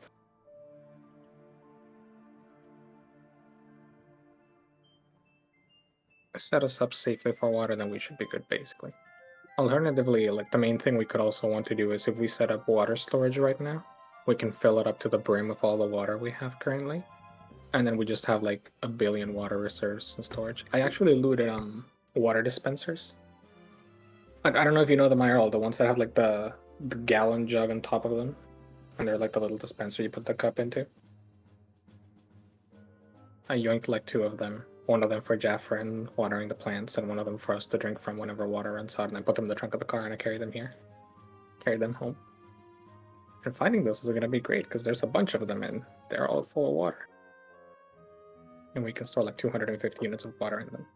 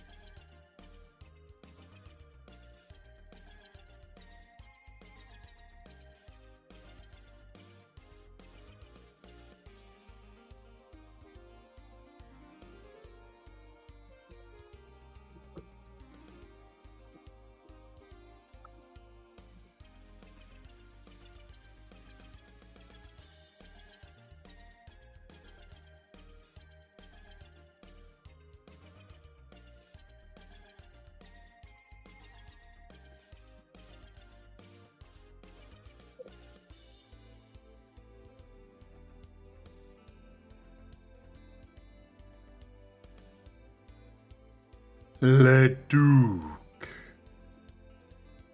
E. I'm now doing a search for signs or other such things for Zomboid.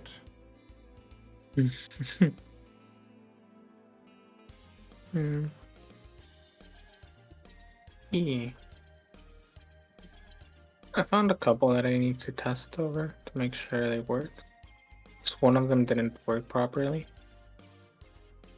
I But I found think- a spray paint mod. Well, it could probably work.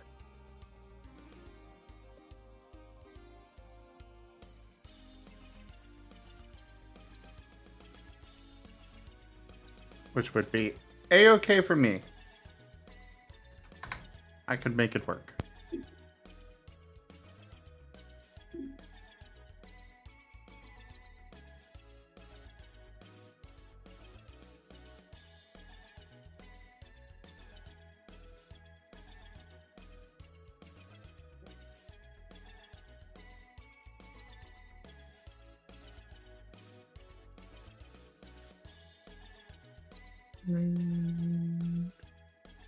Ah, there we go. Modern utility.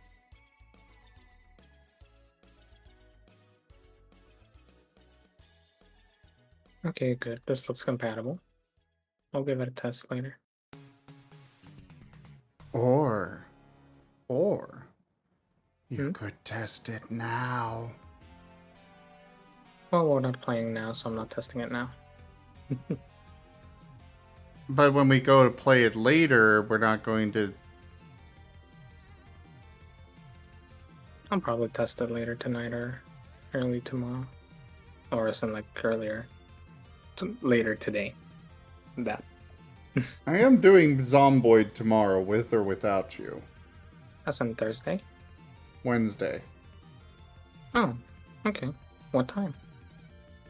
After I'm done with Space Station 13. Then yeah, I should test it during...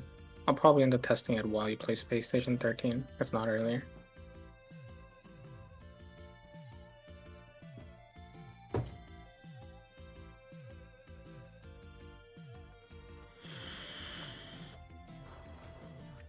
Oh, right. The Tundra Marcep name.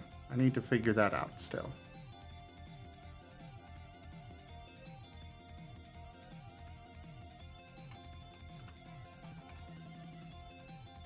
I really like spells and abilities in Age of Wonders right now. They're so fucking cool.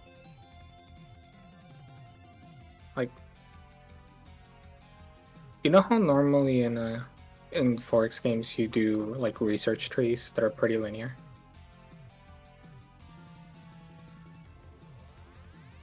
Here, the bonuses you get, anything from spells you cast to just like generally bonuses as a whole, buildings, units, and such. You go like tier 1, 2, 3, 4, 5. And you can theoretically research just about anything and it lets you make some really cool combinations. But some of these endgame abilities are so cool. Like, hey, your ruler, you're probably your most powerful hero. You can only have one of them, right? So you want them in one army. Ideally your strongest army. Yeah, here's a combat spell. You can summon them in any battle. Like, just basically a copy of your ruler. You can just summon in any battle, whatever. It's so fucking cool. Or like, hey, look at this one. All of your units in this combat, you can, if you cast this spell for one turn, any unit that dies in this combat is revived at the end of the combat if you win. 50% of their maximum HP, so you can't just like willy-nilly sacrifice them. But look at that, suddenly your army can fight like 4 much weaker armies one after another and win every time. And you take no losses. Or like, oh, hey, look at that, all of these units died in this combat. Revive them. Are you playing with a bunch of like animals as your main combat units? Loop. You heal them back up all and revive them.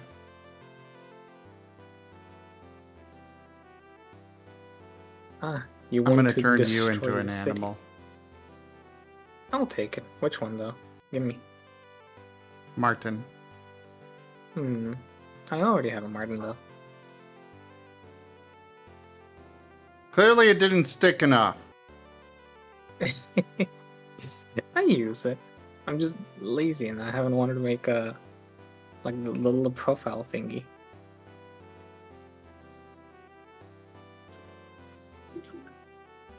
Apparently you are a Spatamon. The Hmm. hell is that? It's a little sword Digimon. That is kind of adorable. Yee. Kinda dig it. I took a moment to like really remember because I was like, goodness, when did I last see this?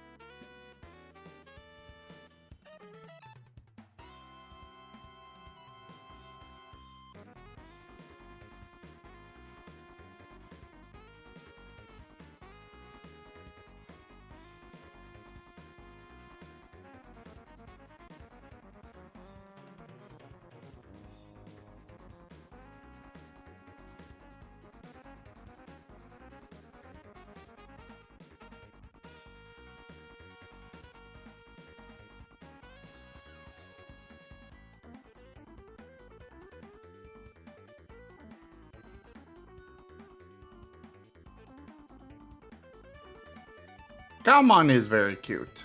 Yes. Super cute. You're Gib Gab but covered in slobber. Wow. SMH. A slimy Pidgeot. Hello there, Zeppy. So that happens anytime Discord picks up any form of audio. It probably is too quiet for us to hear over the music or something, Zeppy. But like my talkie icons will do that as well when my mic's unmuted.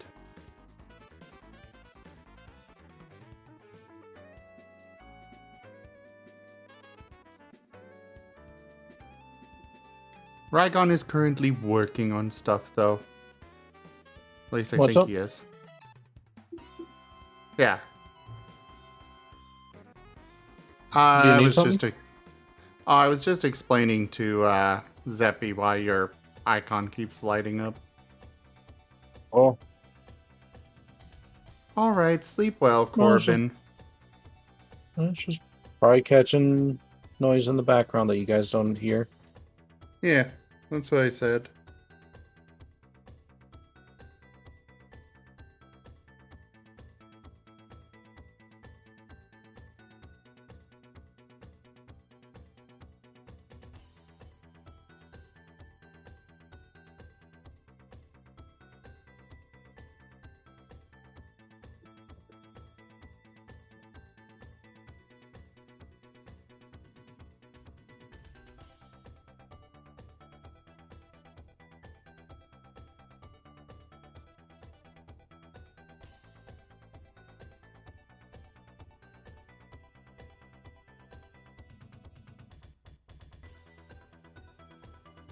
That, or we can't hear what the creature sounds like because human ears aren't accustomed to it.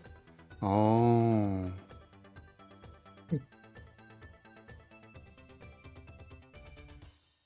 You just imagine Rygon's Ninetales making the squeakiest possible noises unheard to humankind.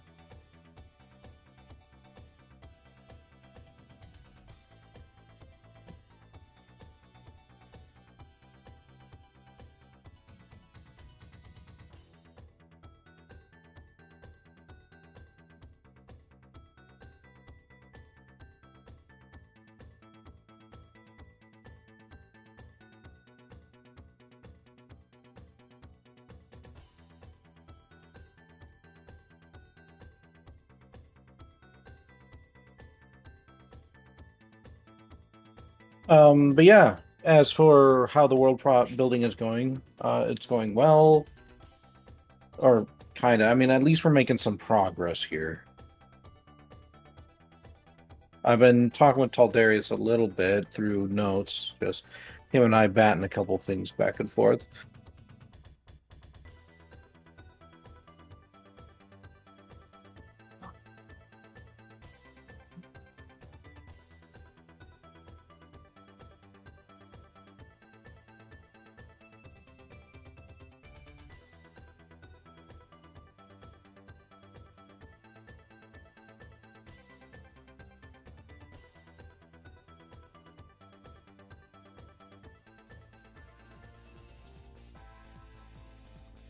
Are you asking that of me, Zeppy?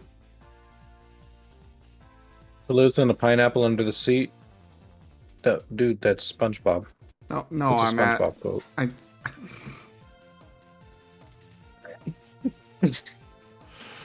I'm aware of that one, Rygon. Good, you had to be concerned there for a little bit. I'm referring to the one above the II captain. You know, so how's your world building going? I was I thought asking they if were asking Zeppy's me. talking to. Could be talking to both of us.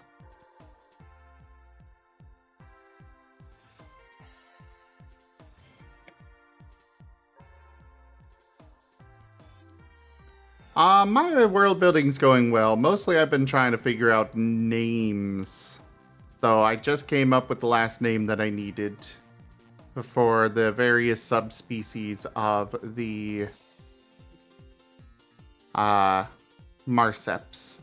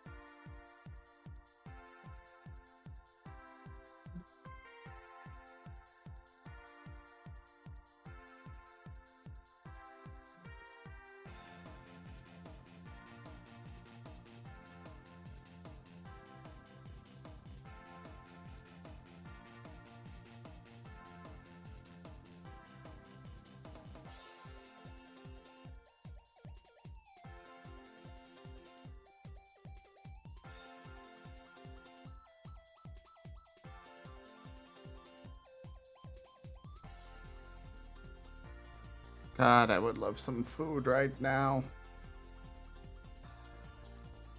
I got some food earlier, but it wasn't enough.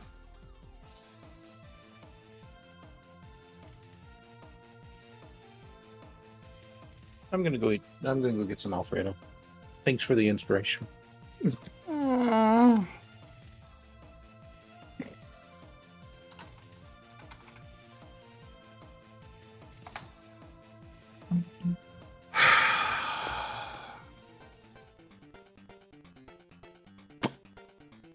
Maybe I'll just end stream and go get food then.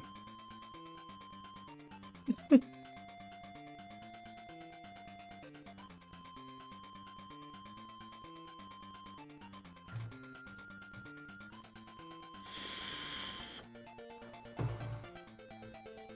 think y'all are silly.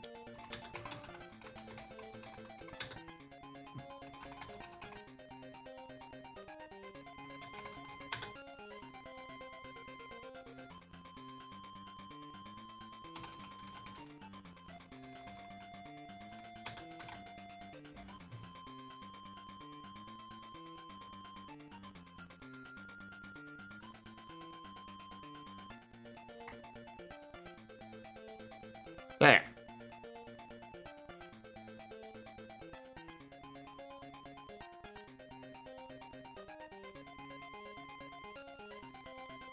8 different subspecies.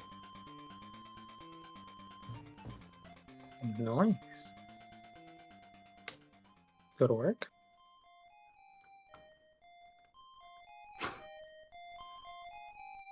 I am serious. I am probably going to end in about 10 or about 20 minutes, though. I'm planning to end at the start at the top of the hour. You forgot birds on that list, Zeppy, but that's not what that's not what I'm referring to.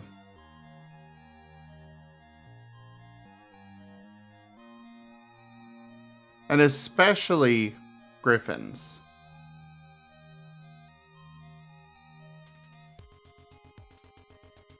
Bruh.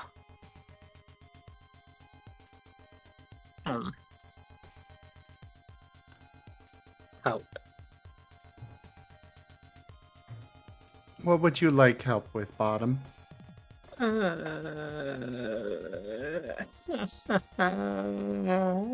hurts a lot. Why? The AI is doing painful things and I don't like it. Ah.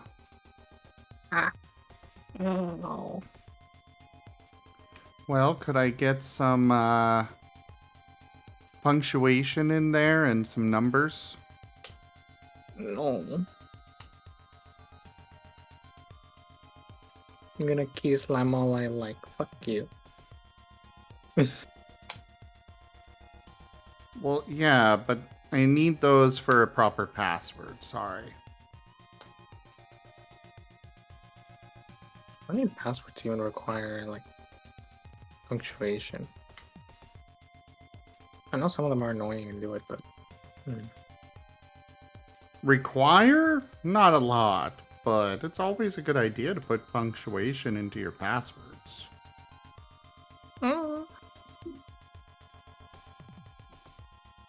Always a trick is if you can remember it, yeah.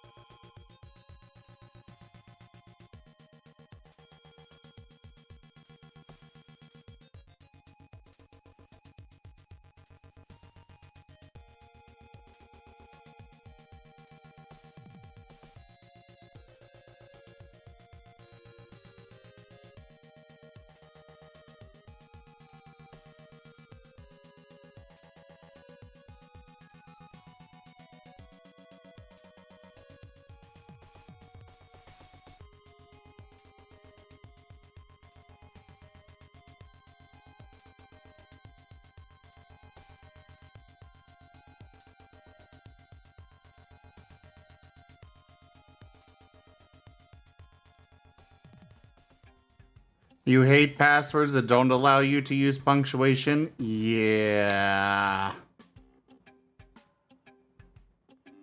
Like, come on, guys. You know the world. You know how it is.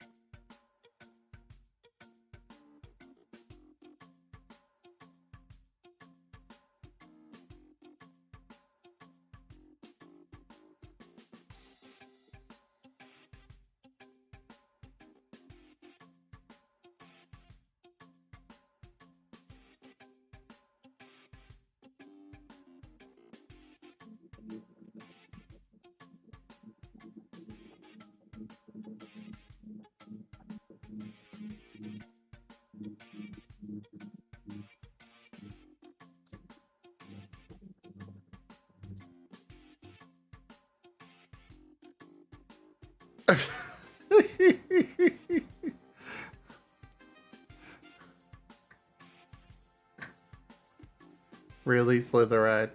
Really?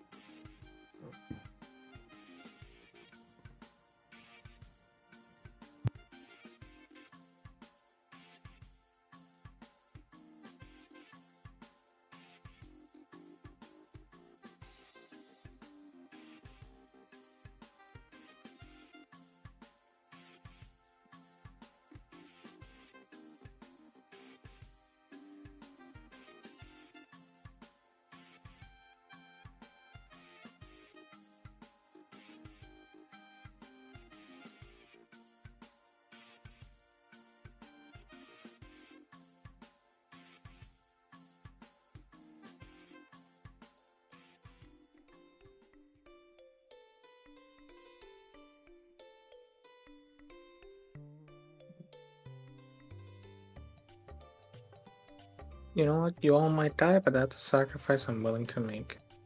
Let's go.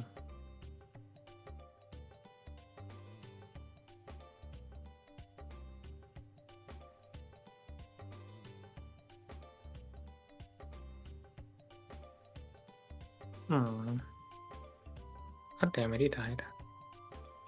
Ah, so that's how that works. Okay. Let's get one of these prompts. I want to do one of these.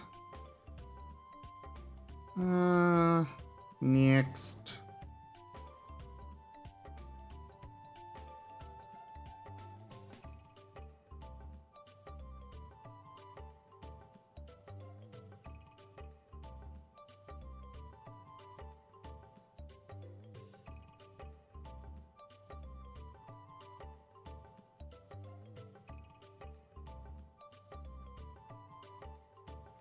The MSG website? I don't know what the MSG website is.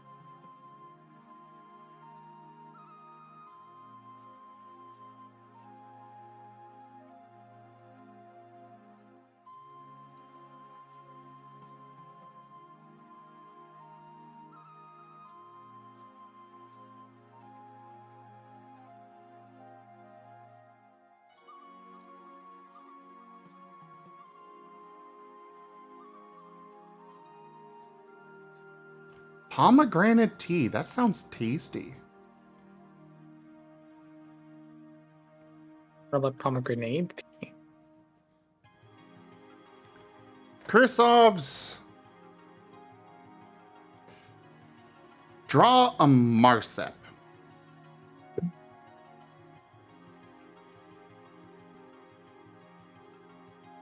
Alright. What's up, Rygon? I don't know. I'm just back. Oh. Well, I do get you.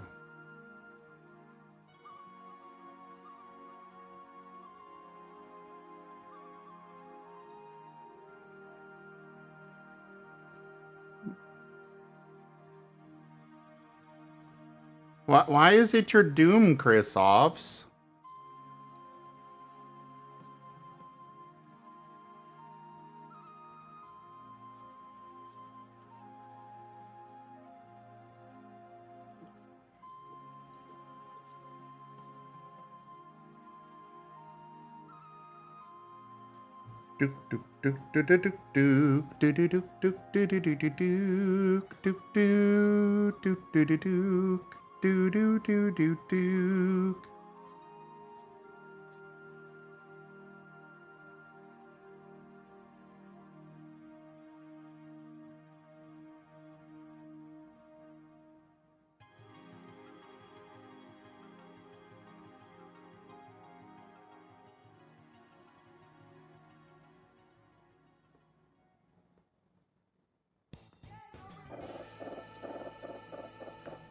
All right, victory is ours.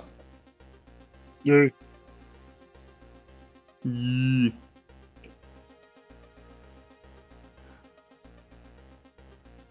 Guys, I'm kind of starting to not feel so great tonight, so I think I'm gonna call it a little earlier than I intended. I apologize for that. But I appreciate you all so very much for coming by and hanging out. You guys are awesome.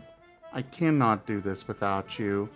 Check out our website, zgfgaming.com. We've got links for our Discord, Telegram, Twitter, Patreon, and more. They're on the website as well as down in the description below through our link tree. Thank you to my patrons, tippers, and subscribers. It is because of your support that I'm able to continue bringing these streams to you all. I really cannot do this without you guys coming by and hanging out and supporting the channel however you might, whether with your time or financially. Consider becoming a patron over at patreon.com/zgfgaming. It is one of the best ways to support the channel, though you can also do so by sharing the stream around. Grabbing some humble bundles through our humble bundle partner link, or by just coming by and hanging out. But for now, thank you all so much for joining, and I bid you the most fondest adieu. Bye. Bye bye.